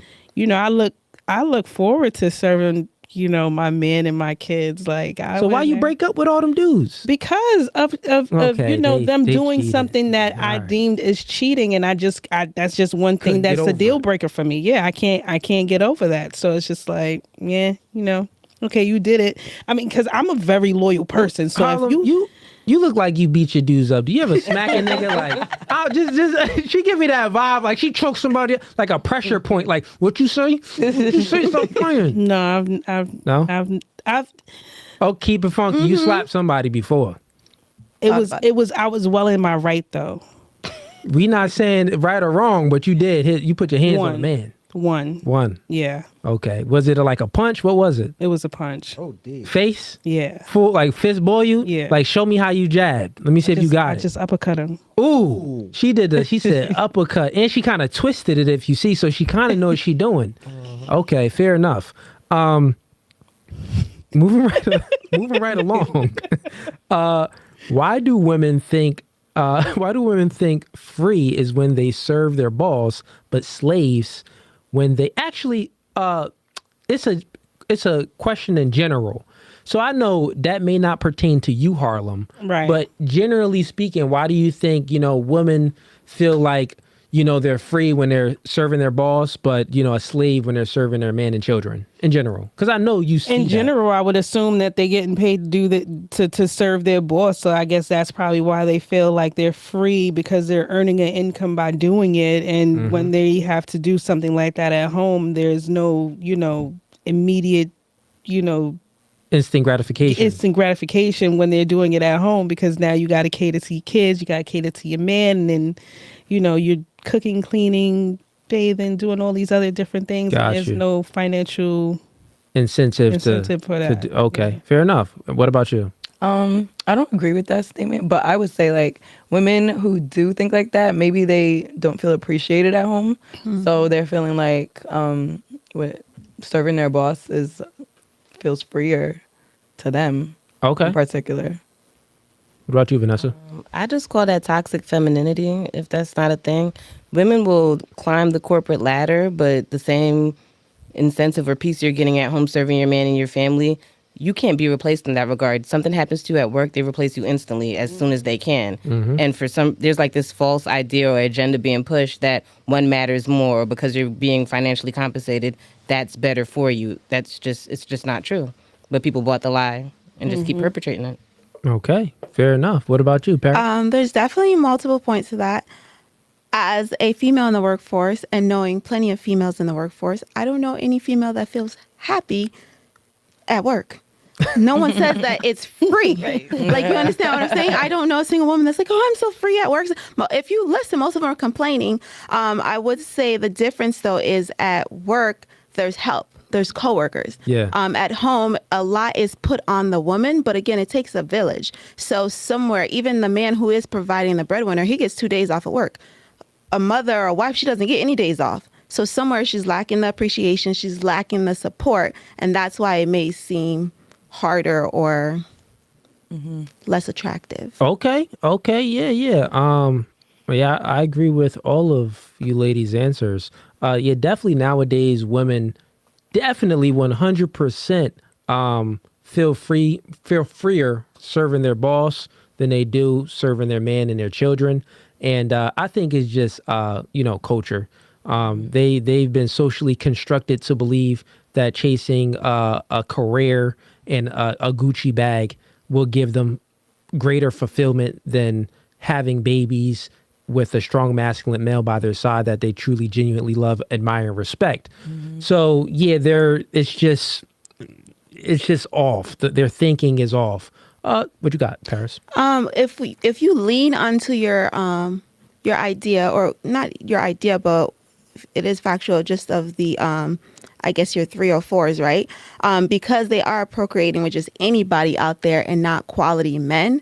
So now they have this picture that, the men aren't doing what needs to be done to take care of the kid. It's all myself. It's all like I have to do it by myself. So it's like, instead of going to have a baby and having to do it all by myself, let me go chase that career. Yeah, because you're saying that they're chasing. The men that they're choosing are more docile, feminized men that don't have any ambitions to assert themselves. So then they're the ones asserting themselves forward based off their own choices of mating strategies. Okay, yeah, that's true too. Yeah, if you're going to, if a woman is going to choose a weak man, the more she's going to have to be more masculine. So the more she's going to have to put out to survive. Very simple. Yeah. Ladies, y'all got any questions? Any questions? Hey, chat, man. Hey, I see y'all supporting in the chat. Chat going crazy right now. If anyone has any questions, send in a super chat and I will ask the questions to the ladies. I have a quick question. You got one? What you got, Crystal? So like now in these days, I guess it's more common for like roles to be reversed. So there's some households where the man is like the stay-at-home mom or stay-at-home dad. He probably is the stay-at-home mom. No, there's a whole TikTok trend of dudes, and they're like, "I'm the traditional husband. I stay home. My wife." see does that. it." And it's sickening, though. It is. It's sickening. So my question is like households like that, do you feel like they have the potential to last like that in that dynamic? Yeah, no, Right? not at. She gonna resent him at some point or the other. I worked the whole Because time. naturally the woman is He's at not supposed to be home. working at all, and now she has all the responsibilities. Yeah, that's a Baby fact. smiling so hard. I got Right? my wife's credit card. I'm gonna go get the groceries. You're I gonna didn't go see do that what? With a TikTok, but that's smile? wild. I've That seen there's that a whole TikTok trend. It's Yeah, and I can tell you, they're happy. They happy all right at home, but their woman is being smashed at work or with some other dude. That's 'Cause a happening, fact. right. some other dude's waxing that. She done found the upgrade, and she's like, I'm just gonna see how long. Yeah. Yeah. Yeah, No, yeah. that's a She fact. getting That's not slayed in the sustainable. car It's not. on her 15-minute break at work. Oh, It's definitely happening to her because she don't respect that man. Yeah, at no, all. that's a Resentment fact. already grew. Yeah. Yeah, it grew from the door. She just would never break up with him because that's their family. Like, She'll break. It depends if she I feel like find she a wouldn't. It's dude. women that leave, not so much the men. So she gonna leave. Yeah, she gonna leave. It's just due Eventually. time. Yeah. Whenever she get comfortable, Yeah. she out the door. About to leave in 10 minutes. Yeah, she about to leave. But any other questions? This is good. Nothing else? Y'all got? We could talk about politics. We could talk about the black community. We could talk. We got 4 black women up here. Yeah, we could talk about the black community. Actually, I got a question. Since we got 4 black women up here, starting with Where we start? We started over here. We started over here. We started with Paris. What's your take on let's see, how can I word this? We've been free for how long now, East? Over 400 years. No. We've had Everybody been 400 saying years of 400. slavery. We only been free for like 150, 180. Right. Nigga said 400. We wasn't free 400 for years. 400. My fault. If we was free for 400, it'd be a lot more billionaires than there are now. Damn. But okay, so we've been free for a while. And what's your take on just the black community and where you see it progressing as of now? Paris. I think that there is some progress. I think that within the Black community, a lot more are, kind of building their own. And they are, I want to say, I don't like the term woke because people misuse that word, but they are waking up and they are Wait, not what word? woke. Oh, yeah. It's crazy how we was using woke when we started becoming more woke to how, because Black people made the term and then the white culture stole it and they created woke to like the LGBTQ type stuff. Right. But really woke came when Black people started getting woken up to what the freak is really going on in society. Like, oh, we were lied to. We was voting for the liberals and crazy. They don't care about us. Like that was actually woke or woken type woken other ideas like religion and how money works and the government controls things, and then the freaking CNN and the white people stole woke and flipped it, or who knows, it just got stolen and jacked up. Right. But go ahead, I'm sorry, finish saying what you're saying. I think that there is some progress in the Black community. I don't think it's moving fast enough though to get us where we need to be. And why do you think it's not moving fast enough? I think in some areas, of course, there's always going to be the lack of resources. But I think, again, too, we don't have enough people waking up. I think we still have a lot of people that are just still conforming, just drinking the Kool-Aid. So they're not seeing what is available out there. They're not chasing more. They're just okay with it. I think that there is an agenda to keep us down. I think that our counterparts know that we are the superior race, and so they do what they can to hold us down so the tables will never turn. Okay, so you're saying that, all right, fair enough. You're saying that pretty much the reason why Black people are, stagnant is there's no progression going on and we're not advancing is because there are a group of people that know that we are the superior race, so they're doing things to still suppress us, Correct. oppress us. Okay, fair enough. What about you, Vanessa? You want to skip me? Nah, go ahead. Share your perspective about the Black community and, where you see it going. We're I got 4 Black women up here, chat. That's why we asking this question. And I just wanted to know their perspectives on this. We're a very emotionally manipulated group. Ooh, good. Let's move it right along. I like that. I feel like I agree with both of them, what they said. But also too, us as a Black community, we're not like coming together, because if we did, we could like really dominate. But it's like we're always just against each other, so that keeps us at the level that we're at. Okay. All right. What about you, Harlem? I mean, I have to agree with all of them.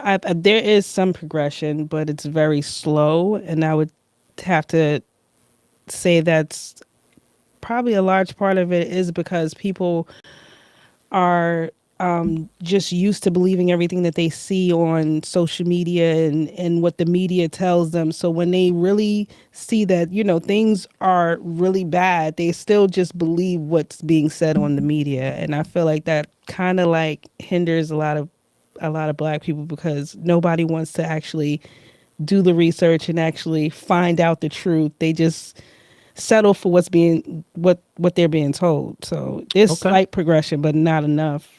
And then since we started here, a question over here. Do you think that Black people are more feminine than other races and cultures? No. Okay. I wouldn't say that they are. And what about you? More feminine? Yeah. No, I wouldn't.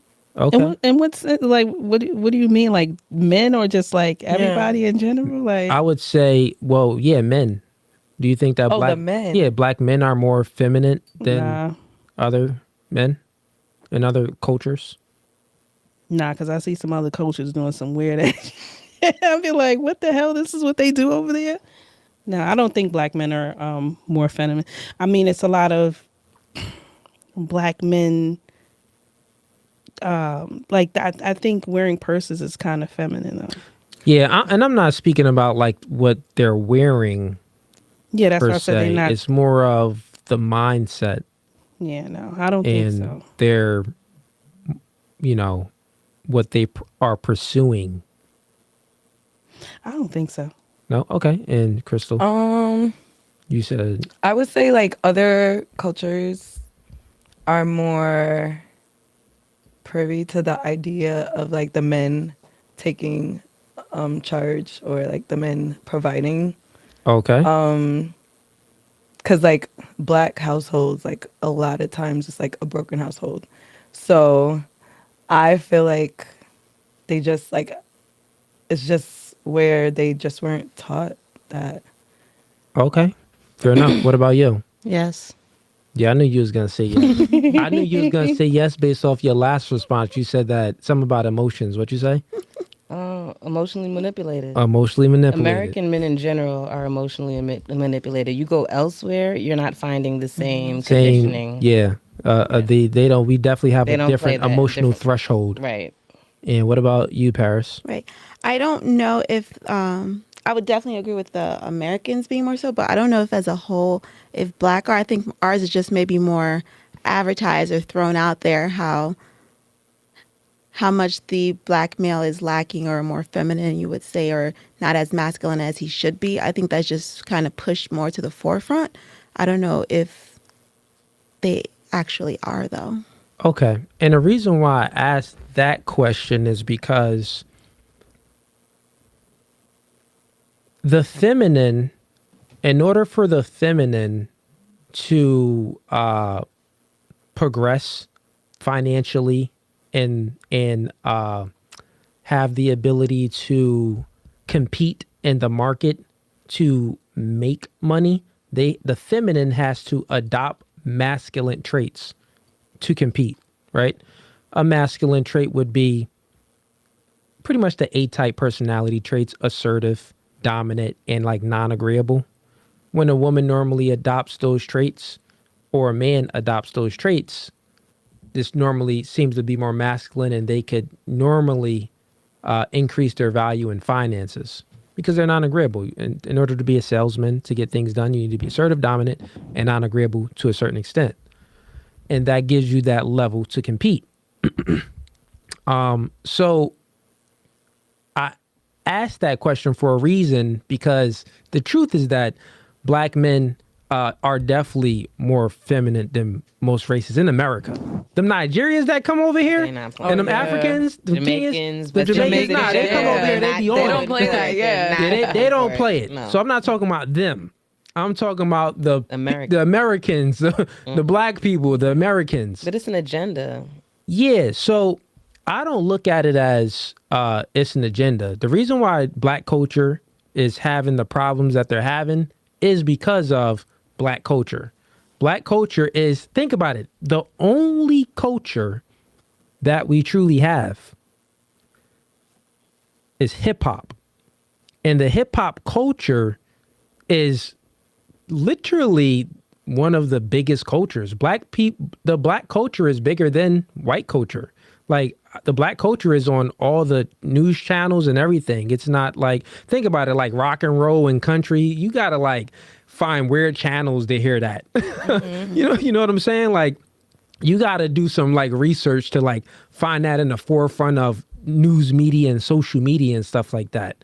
But hip hop, R&B, that culture that black people created was great when it first started. But then as we started, speaking more degenerate and indulging in more degenerate behavior, we influenced our own people to then indulge in that degenerate behavior too. But then there's a incentive for black people to get into the degenerate culture because for monetary purposes, they're like, okay, why do you think most black people have dreams of becoming a rapper or an athlete and not a doctor, a lawyer, or a scientist? White people run those industries because their culture influences them to, right? Mm-hmm. Our culture influenced us to like not be smart. Mm-hmm. Like, okay, the girls want to twerk and the dudes want to rap rhymes. Mm-hmm. And I'm a product of it. You know what I'm saying? I got out of that mindset, but it took many years as I, let's say, woke woke up. But so I think the problems that the black community are experiencing is because of them. Because if, got to think about it, let's go start from the beginning. Slavery, right? Slavery happened. Black people in Africa was enslaving other people. That was just how the world was. It was white people enslaving other white people, Indians enslaving. It was just, slavery was just going on everywhere. And it was much differently the slavery back then too. So you weren't born into being a slave back thousands of years ago. And then to the white man and, the colonization started to happen.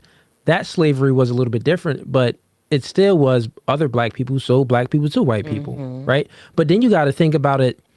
The black people that was enslaved by other black people, they had to been the bottom of the barrel of black people. Just let's be real, because it's a touchy conversation where most black people don't like to speak on the truth, because we know the truth. In order for it's all submittance, right? It's a master and someone has to submit to the master. So in order for me to submit to another man, that man would have to be superior than me, meaning that technology wise, he would have to be more competent to build something, have some infrastructure. And then it's like, Dean, I can't get out of this. They got me. So black people enslaved other black people, and then a white man took them, the black man sold those other black people to the white man. So we were already at the bottom of the barrel is what I'm saying over in Africa. So we were very feminine back then, if you actually think about it, because we didn't have the competence to get us through anywhere, or the physical capabilities to get us out of even the bondage that we were in back in Africa. So yeah, and then over hundreds of years and stuff like that, we're still dealing with those same situations. We're still black people are still putting ourselves into the damnations and the situations that we're in now. And we don't want to take accountability for it. That's what I'm saying. We're extremely more feminine than ever before. Yeah. I think, did someone over here had this? I was talking before. I thought one of y'all had something. Thought I heard. No one had anything? Okay, cool.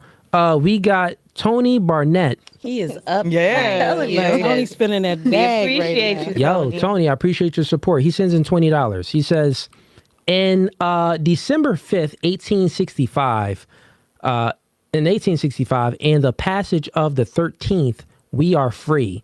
Our culture trends to glorify entertainers, like I said, politicians, athletes, and criminals. Whom do you know in the community that is successful but is not any of those categories? Hey, that's true. It's the culture, like I said. So black people are in the situation that they're in is because of our culture. Like, people don't know how important influences are. I always teach this. I even teach this to my daughter. She's 11 years old. I say, you got to be mindful of what you're being influenced by. You got bad influences and you have good influences. You have literally God and the devil. If you think about the influences, the bad influences always seem good. Your friends is doing it. They want to do this. They're inviting you out. Those are normally, you want to be more susceptible to those, influence. You want to be more susceptible to be curious and to those influences coming at you, because it's like they're tricky. It's like you kind of yearn for it anyway. You know what I mean? And then the good influences really is like to be disciplined, to, be patient, to work harder. You know what I'm saying? So the good influences is the God influences, and those normally take time to see the goodness. The bad influences, they're bad influences, but it takes time for experience the bad, if that makes sense. So the good influences, you got to put in that work to reap the benefits. The bad influences, you'll have some fun, but you're going to be experiencing some hard traumas in a few years. So, just I always teach my daughter that, to be mindful of those. Yeah. But Tony Barnett, man, spitting some facts there. But is that not any of those categories? Okay, you kind of asked the question, but we actually just spoke about that. Saying, do we know entertainers that are not in those fields? Yeah, he was saying, do we know any entertainers that is not any? Owens. Candace Owens. I love me some Yeah. Candace. Okay, cool. Yeah, I would say Candace Owens. Right. Candace Owens used to be a full liberal. Right, and then she switched. Just like I and was that's too. when I started loving her. Yeah, I was a full liberal. Full. I think most black people growing up was, and then some way they changed their ways, and kind of like got woke up out of that. But any other questions on the panel? Nope. No, ladies, y'all got nothing. Y'all got nothing?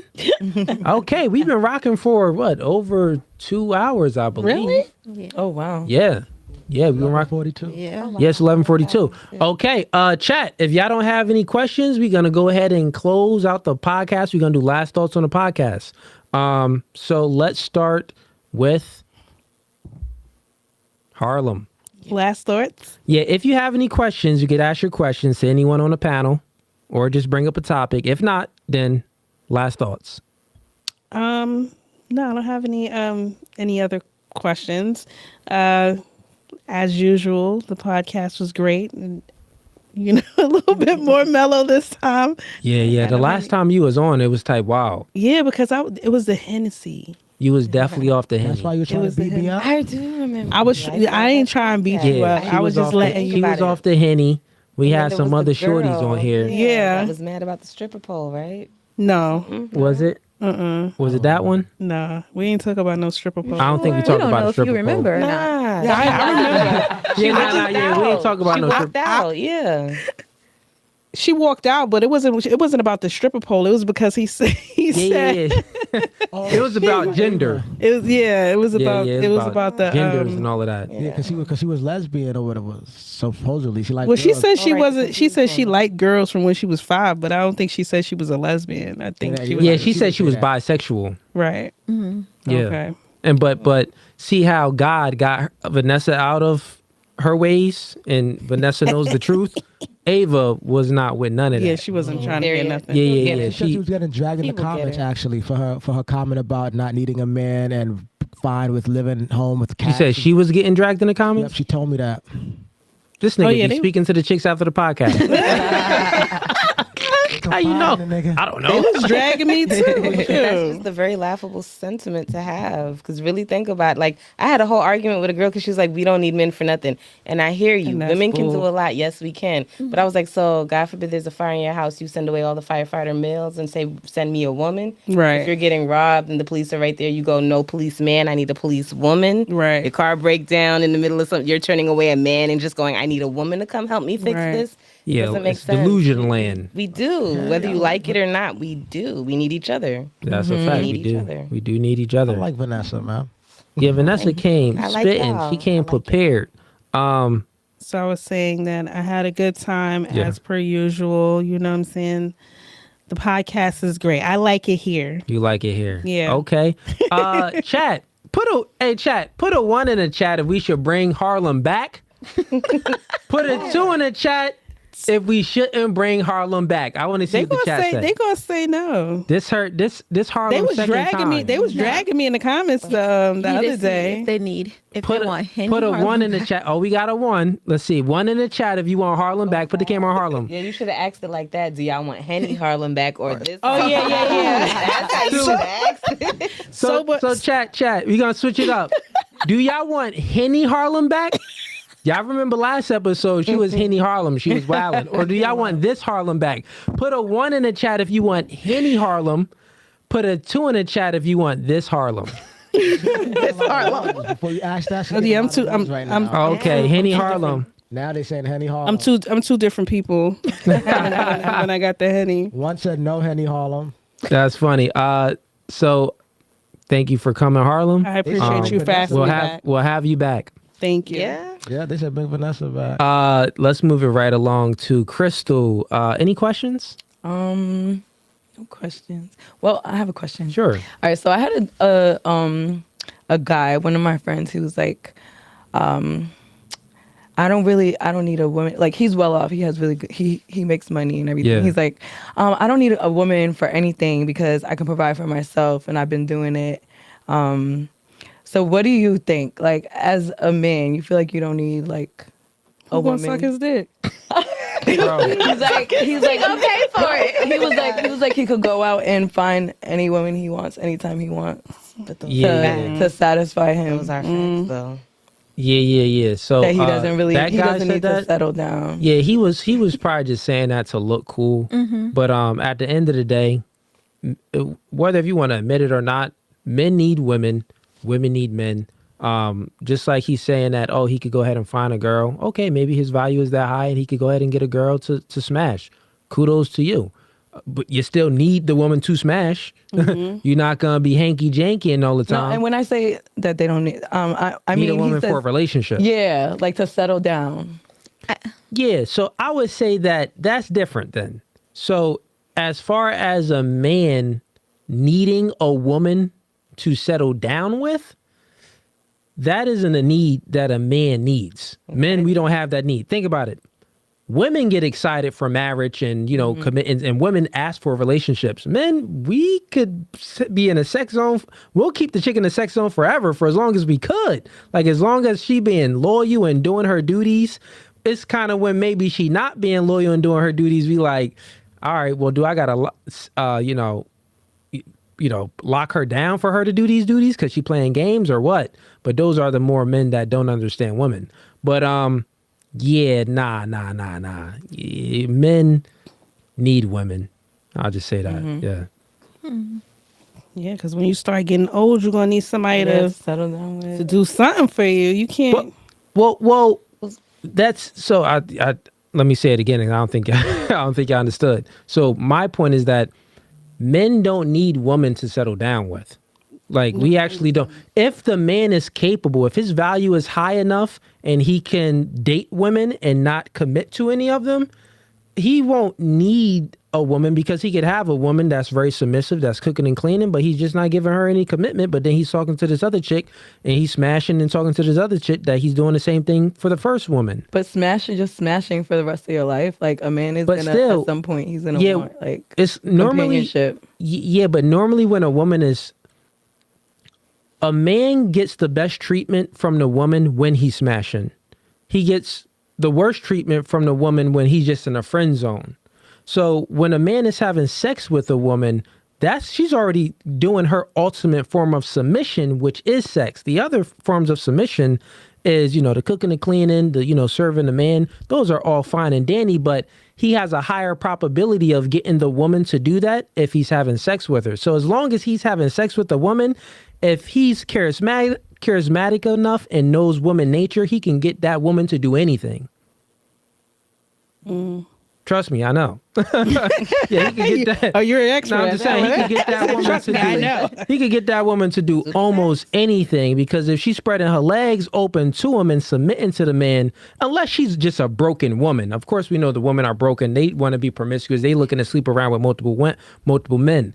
I'm not talking about that woman. I'm talking about the woman that actually really genuinely loves, respects, and admires him, and she knows that she's kind of in sex zone, but she's just like, oh my gosh, I'm just in all of this guy. That's totally fine for the man, and he don't got to never submit. He don't got to never commit to her. So we actually don't need to give true commitment to the woman in order for us to feel something back, because the woman could already be doing it. I got a question. That's what I say. Do I think that it's it could turn it could be hard to keep up? Yes. So only a small percent of men can do that. That's the truth. And then I would say for most men, it would be a little bit vaporous, meaning like foggy. You know what I mean? Like most men, I would say, most human beings in general want to settle down and have a companionship and a family and actually, have some structure, because men create order. Men love order.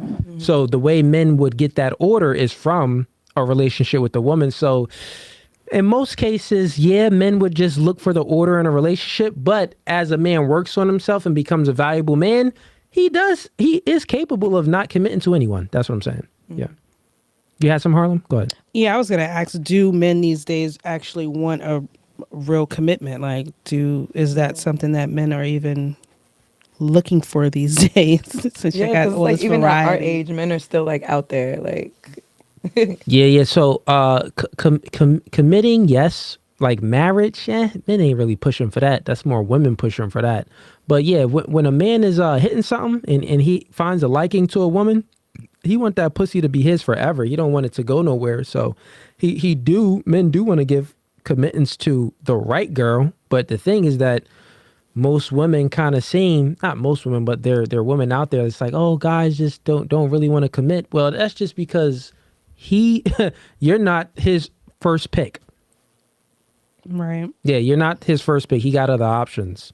So, yeah. Good question, though. You had something, Vanessa? No? No. Okay. Crystal. Thanks for that question. Last thoughts. How'd you like it? It was good. I like hearing everyone's different perspectives. Would you come back? Yeah. Okay, I we'll would. have you back. We'll have you back for sure. Moving right along, Vanessa. Any last questions? When men hear the phrase toxic masculinity, that buzzword specifically, is that the reason men are so docile now, or why men are toning down or not trying to, like, I don't know about other women, but I want the toxic, what's described as toxic masculinity, that is an alpha male. That is a manly man.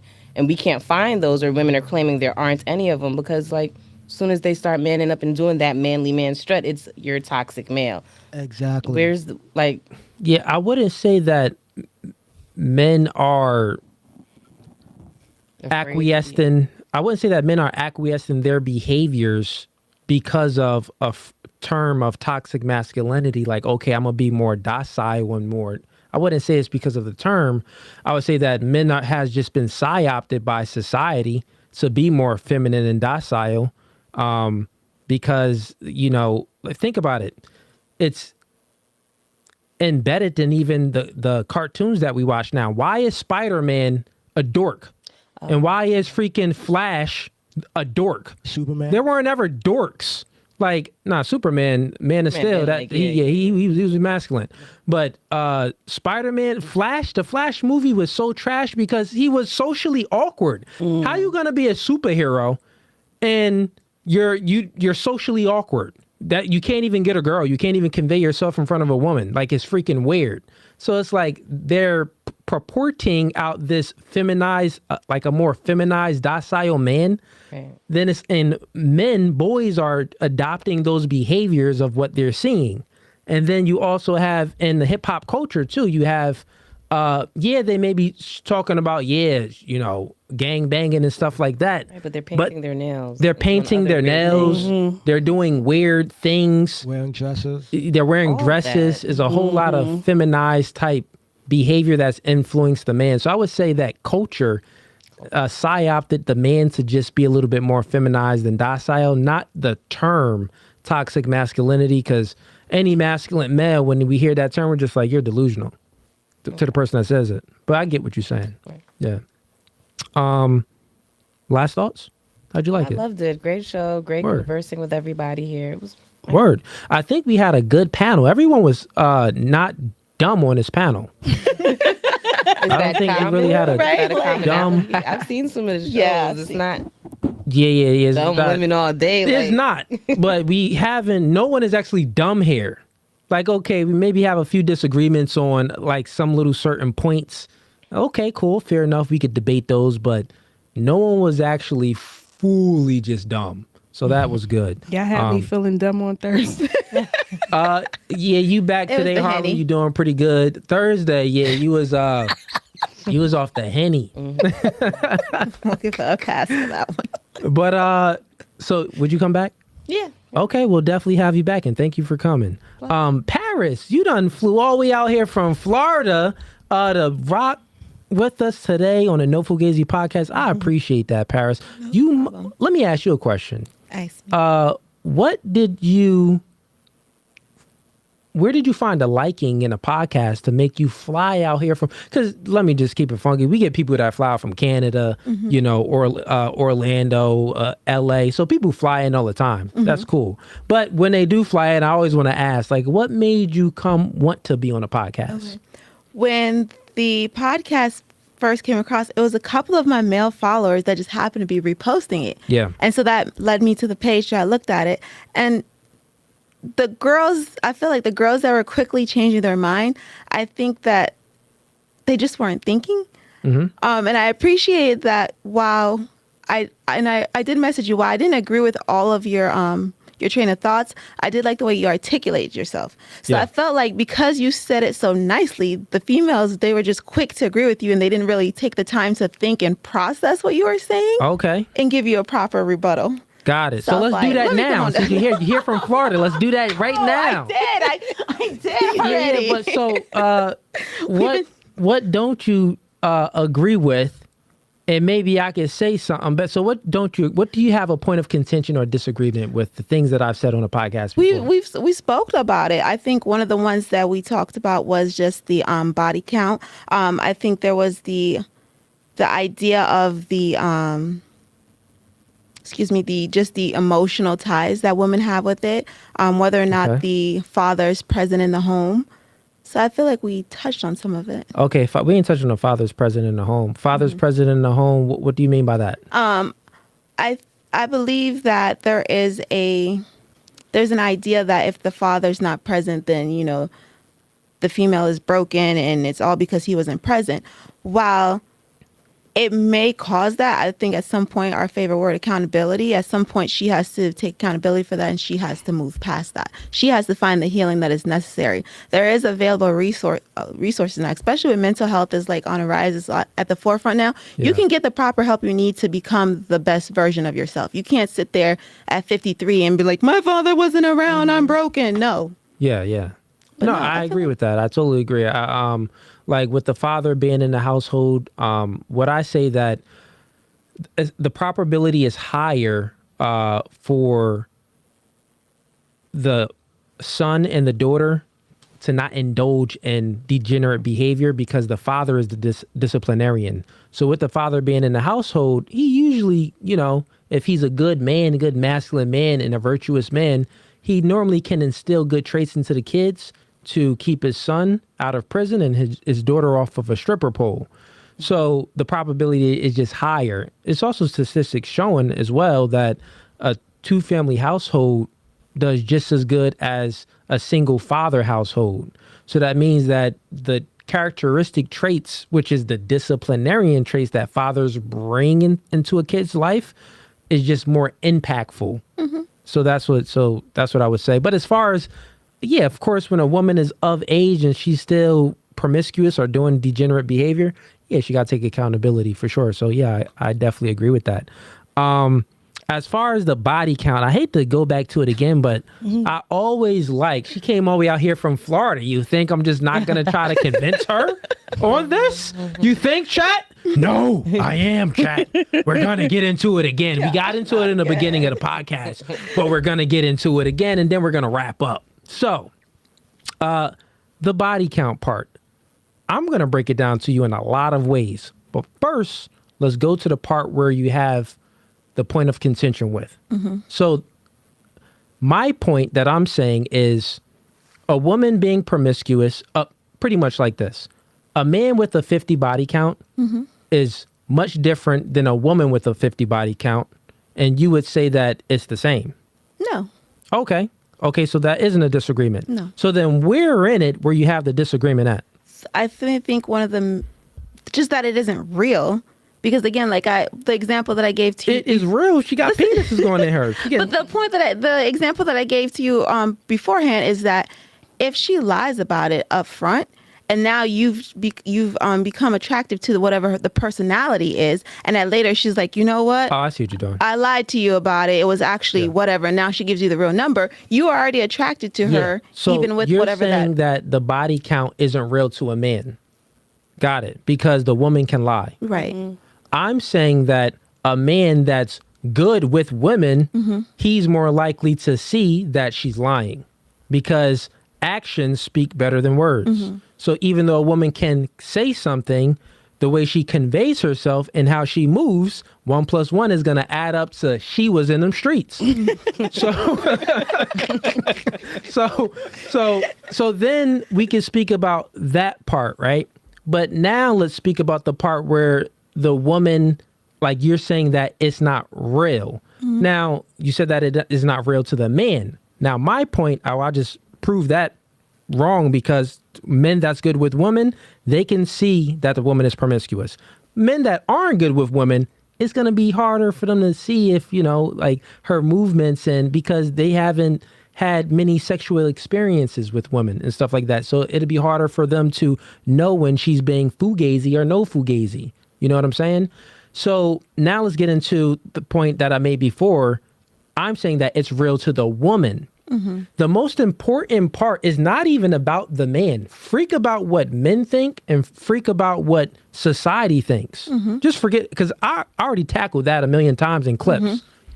Let's just speak about how it affects the woman herself, because it's most real to her is what I'm saying. Right. So a promiscuous woman with a lot of body counts, she's been conquered by many men. She's submitted to many men. She's been imprinted on by many men. She had many men take from her, because when a woman has sex with a man, the man takes from the woman. The woman doesn't take from the man, right? So then she had many men take from her. Then there's nothing left. Like, what's left of that one? What does she have to give if every dude took from her? Right. So first on that point is, again, if she's at that point where she is giving it to many men, she's not going to be staring at herself in the mirror, feeling bad about herself, or where this is going to affect her to the point where she's like carrying whatever emotional baggage you think would be connected to that, because she's completely fine with just giving it out to whoever, especially if she's giving it to whoever and there's no emotional connection. She's just out and about hurt. So yes, we know that someone can live in delusion land. We could truly lie to ourselves to make us feel better about, we know broke dudes lie to themselves about being broke, right? Oh yeah, they cope with it, right? I'm saying that promiscuous women do the same thing. They can lie to themselves and live in this delusion land, that thinking like, oh yeah, I done slept with all these dudes, it's cope. But the reality is their situation that they in, right? So a promiscuous woman, normally her situation, she doesn't have the ability to settle, right? She doesn't have the ability to settle because she could never be fulfilled. Make sense? So that's what she's living in. It's always like, people say, oh, I don't believe in karma. I don't believe in karma. Well, that's dumb. Well, that's stupid. Like, well, karma doesn't come to those rich guys, or, karma doesn't come to, people that's, driving that Lamborghini. He had no karma. You know what I'm saying? Or karma doesn't come to the person, like that person lied their way up to success. Karma doesn't come to that person that lied. That's false. All the actions we do, God judges us by our actions. And not only that, we judge ourselves by our actions. We judge ourselves by the where we're at in life. So I'm saying that a promiscuous woman, where she's at in life, she is incapable of settling with a man because she can never be fulfilled. So every guy, every Tom, Dick, and Harry she gets with, she's just gonna be like, you're not enough. Let me move on. Oh, you're not enough. Let me move on. So she's in a standpoint where it's just like she's living in a place where she doesn't feel fulfilled. Like no guy can satisfy her. I got a question. Yeah. Do men really care about body count? Or is that just something that they just want to know, like, all right, how many dudes you slept with? Like, does body count really determine whether you're going to be with that woman or not? Even if you think she's a dope person, y'all get along and y'all don't have any issues, like, the minute she tells you what her body count is, it's going to be like, oh, nah, I can't fuck with you because you... It really, since the beginning of time, it was like that. Since the beginning of time. Once a man knows that this woman... smashed a homie, or was promiscuous, like she was a homie hopper or anything like that, she said she had any type of promiscuous past, it's like disgust. Men, we look for a woman with we look for a woman without a past, and women look for a man with a future. Just like it's something in women that, like, when a dude is a broke bum, like he has no ambitions to assert himself to do better, he could be attractive, and it's like, but it's just something about him is in you to just be repulsed by it. It's something in men to be repulsed by a promiscuous woman with a high body count. It's just biologically in us to not want it. So why are men marrying like strippers and hoes? Yeah, that's and because stuff they like don't have that? any options. Yeah. Because you got to think about it. It look like those be the main ones. Yeah, so it's twofolds, right? Most men that get with promiscuous women and know that they are promiscuous and they gonna date a girl on OnlyFans or a stripper or a girl that's doing porn, those dudes, most of those dudes don't have any options. So they can only attract and retain that promiscuous woman, right? The other side of it is what we see on social media, like a Adam 22, right? Where he's just letting his girl getting smashed by all these dudes, or he's dating a stripper or girl on OnlyFans. Those guys got influenced by culture, right? So those guys got influenced by culture and society. They've been psyoped to think that men and women are the same. So if I'm out here having sex with all these girls and she's having sex with all these guys, well, let me just forgive her for all of her past. Well, it's much differently because a man had to earn his sexual ability. A woman didn't have to earn that, right? So she should have some sexual temperance.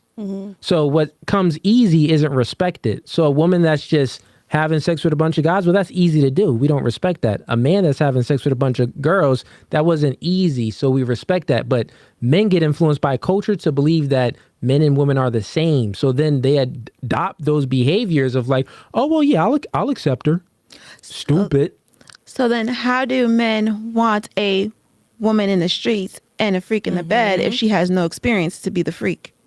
Well, He turned you into that freak. Well, that's You're freaky for him, and he knows you ain't been freaky for no one else. There's Yeah. But if you have That's the no difference. experience, that's not freaky. You're just kind of like, because he can turn you on to that though, and he knows like she ain't experienced. She got that for me. She only do this for me. It's literally mine. It's like, why would I? So it's twofolds, right? A lady in a in the street. streets, but a freak in the sheets. And you saying, why do guys look for that? I wouldn't say guys look for that. I would say that's more of like, that's we want the girl to be freaky, but what boys would want that. So when you're younger and as a boy and you like trying to experience women and stuff like that, you like, ooh, I hope she a freak. But after you experience things, you like, I hope she's not nothing so I could show her everything. Because after you done already had some freaks, you know that them girls been through some trauma. Because how did she become freaky? Messing with a lot of dudes. A lot of dudes probably broke her heart. So as a man gets older, he's not, taking that girl serious. That's a freak in the sheets. Actually, what's more attractive, the most attractive thing women can do is to show purity. So in all ways, show that you're pure.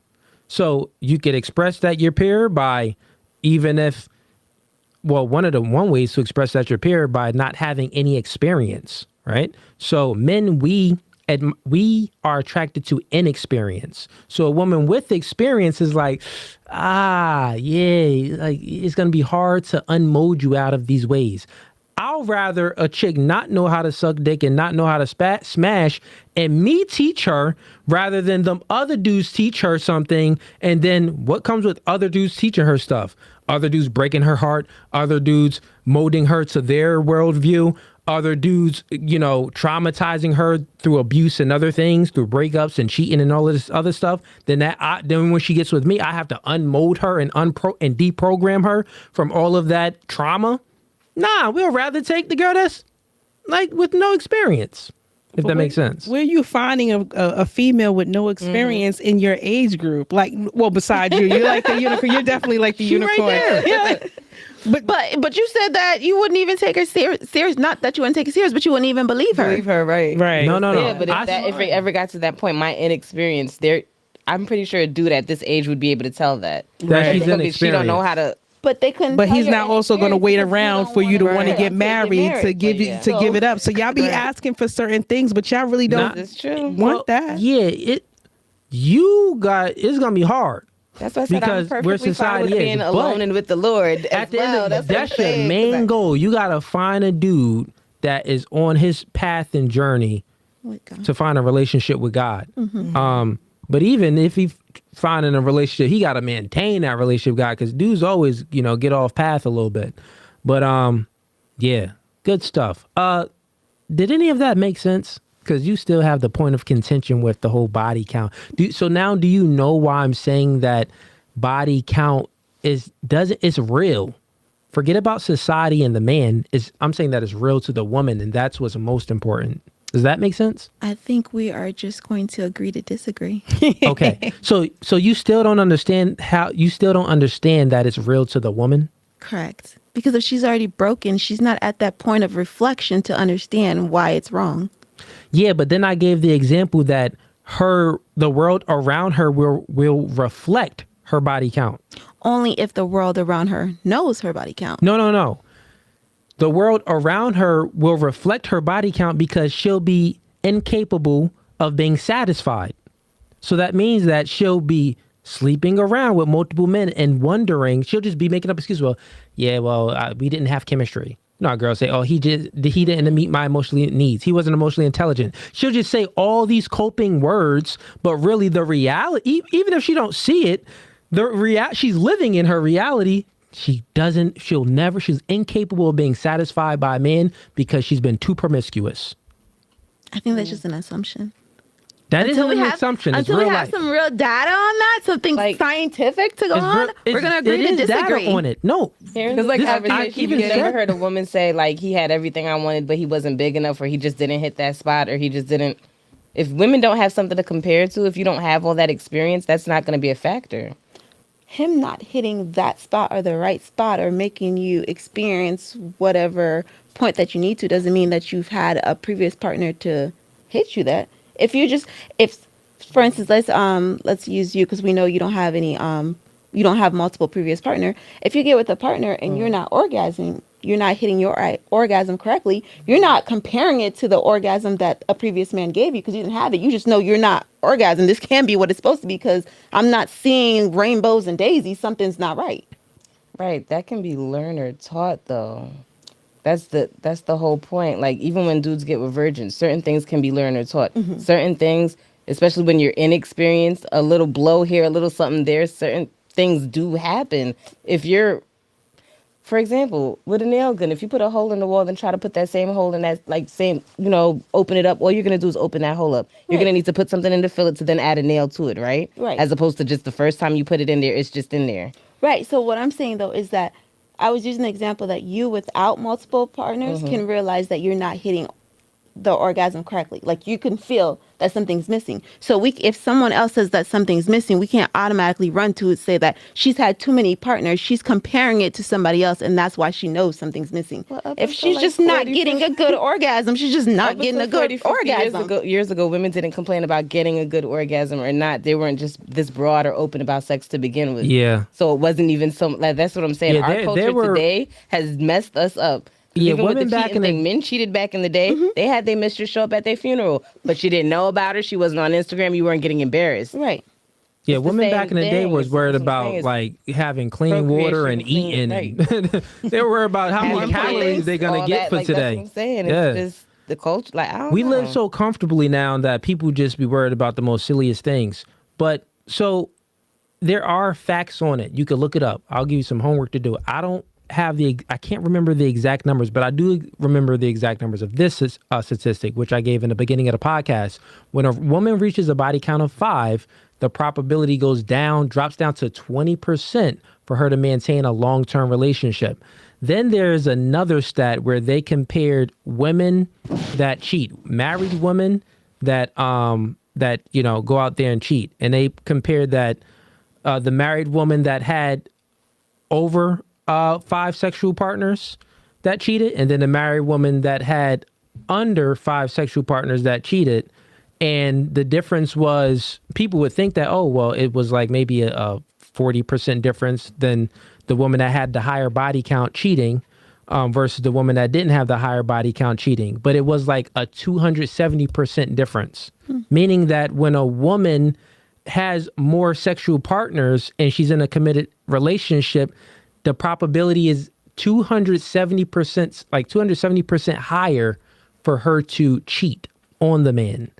So it's actually data out there that shows it, but yeah, like I could break it down into so many different ways, but yeah, it hurts the woman is what I'm saying. It affects the woman more than anything. Freak the guys, freak society. Forget about other people. It's about women. Women empowerment.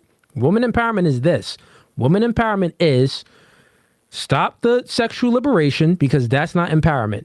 You want to have some sexual temperance and hold yourself in a higher light and more value. Look at yourself to be more valuable and just not give yourself to every guy.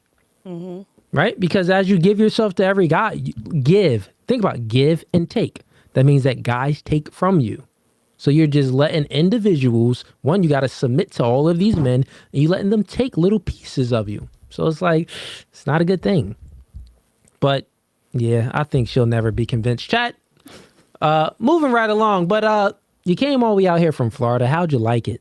It was fun. It was an experience. It was an experience. Would you come back? Yeah. Okay, cool. Well, we should be doing a podcast in Florida sometime soon. I'm not sure when, but I am doing a tour because I got so many other podcasts that want me to come on their podcast and be a special guest. So when I start doing some traveling around, if I do happen to hit Fort Lauderdale or Miami, which I do have some podcasts to do out there, I'll let you know where I'm gonna be at. Sounds like Come check me out. Other than that, though, this podcast was very no Fugazee. So, hey, chat, stop being ninja watchers. We about to end this right now. We got over 200 people in here. Like the video before you leave, just so it gets the video in the algorithm. But other than that, thank you for supporting. And ladies, thank you for coming. We out. Thank you. Thank you.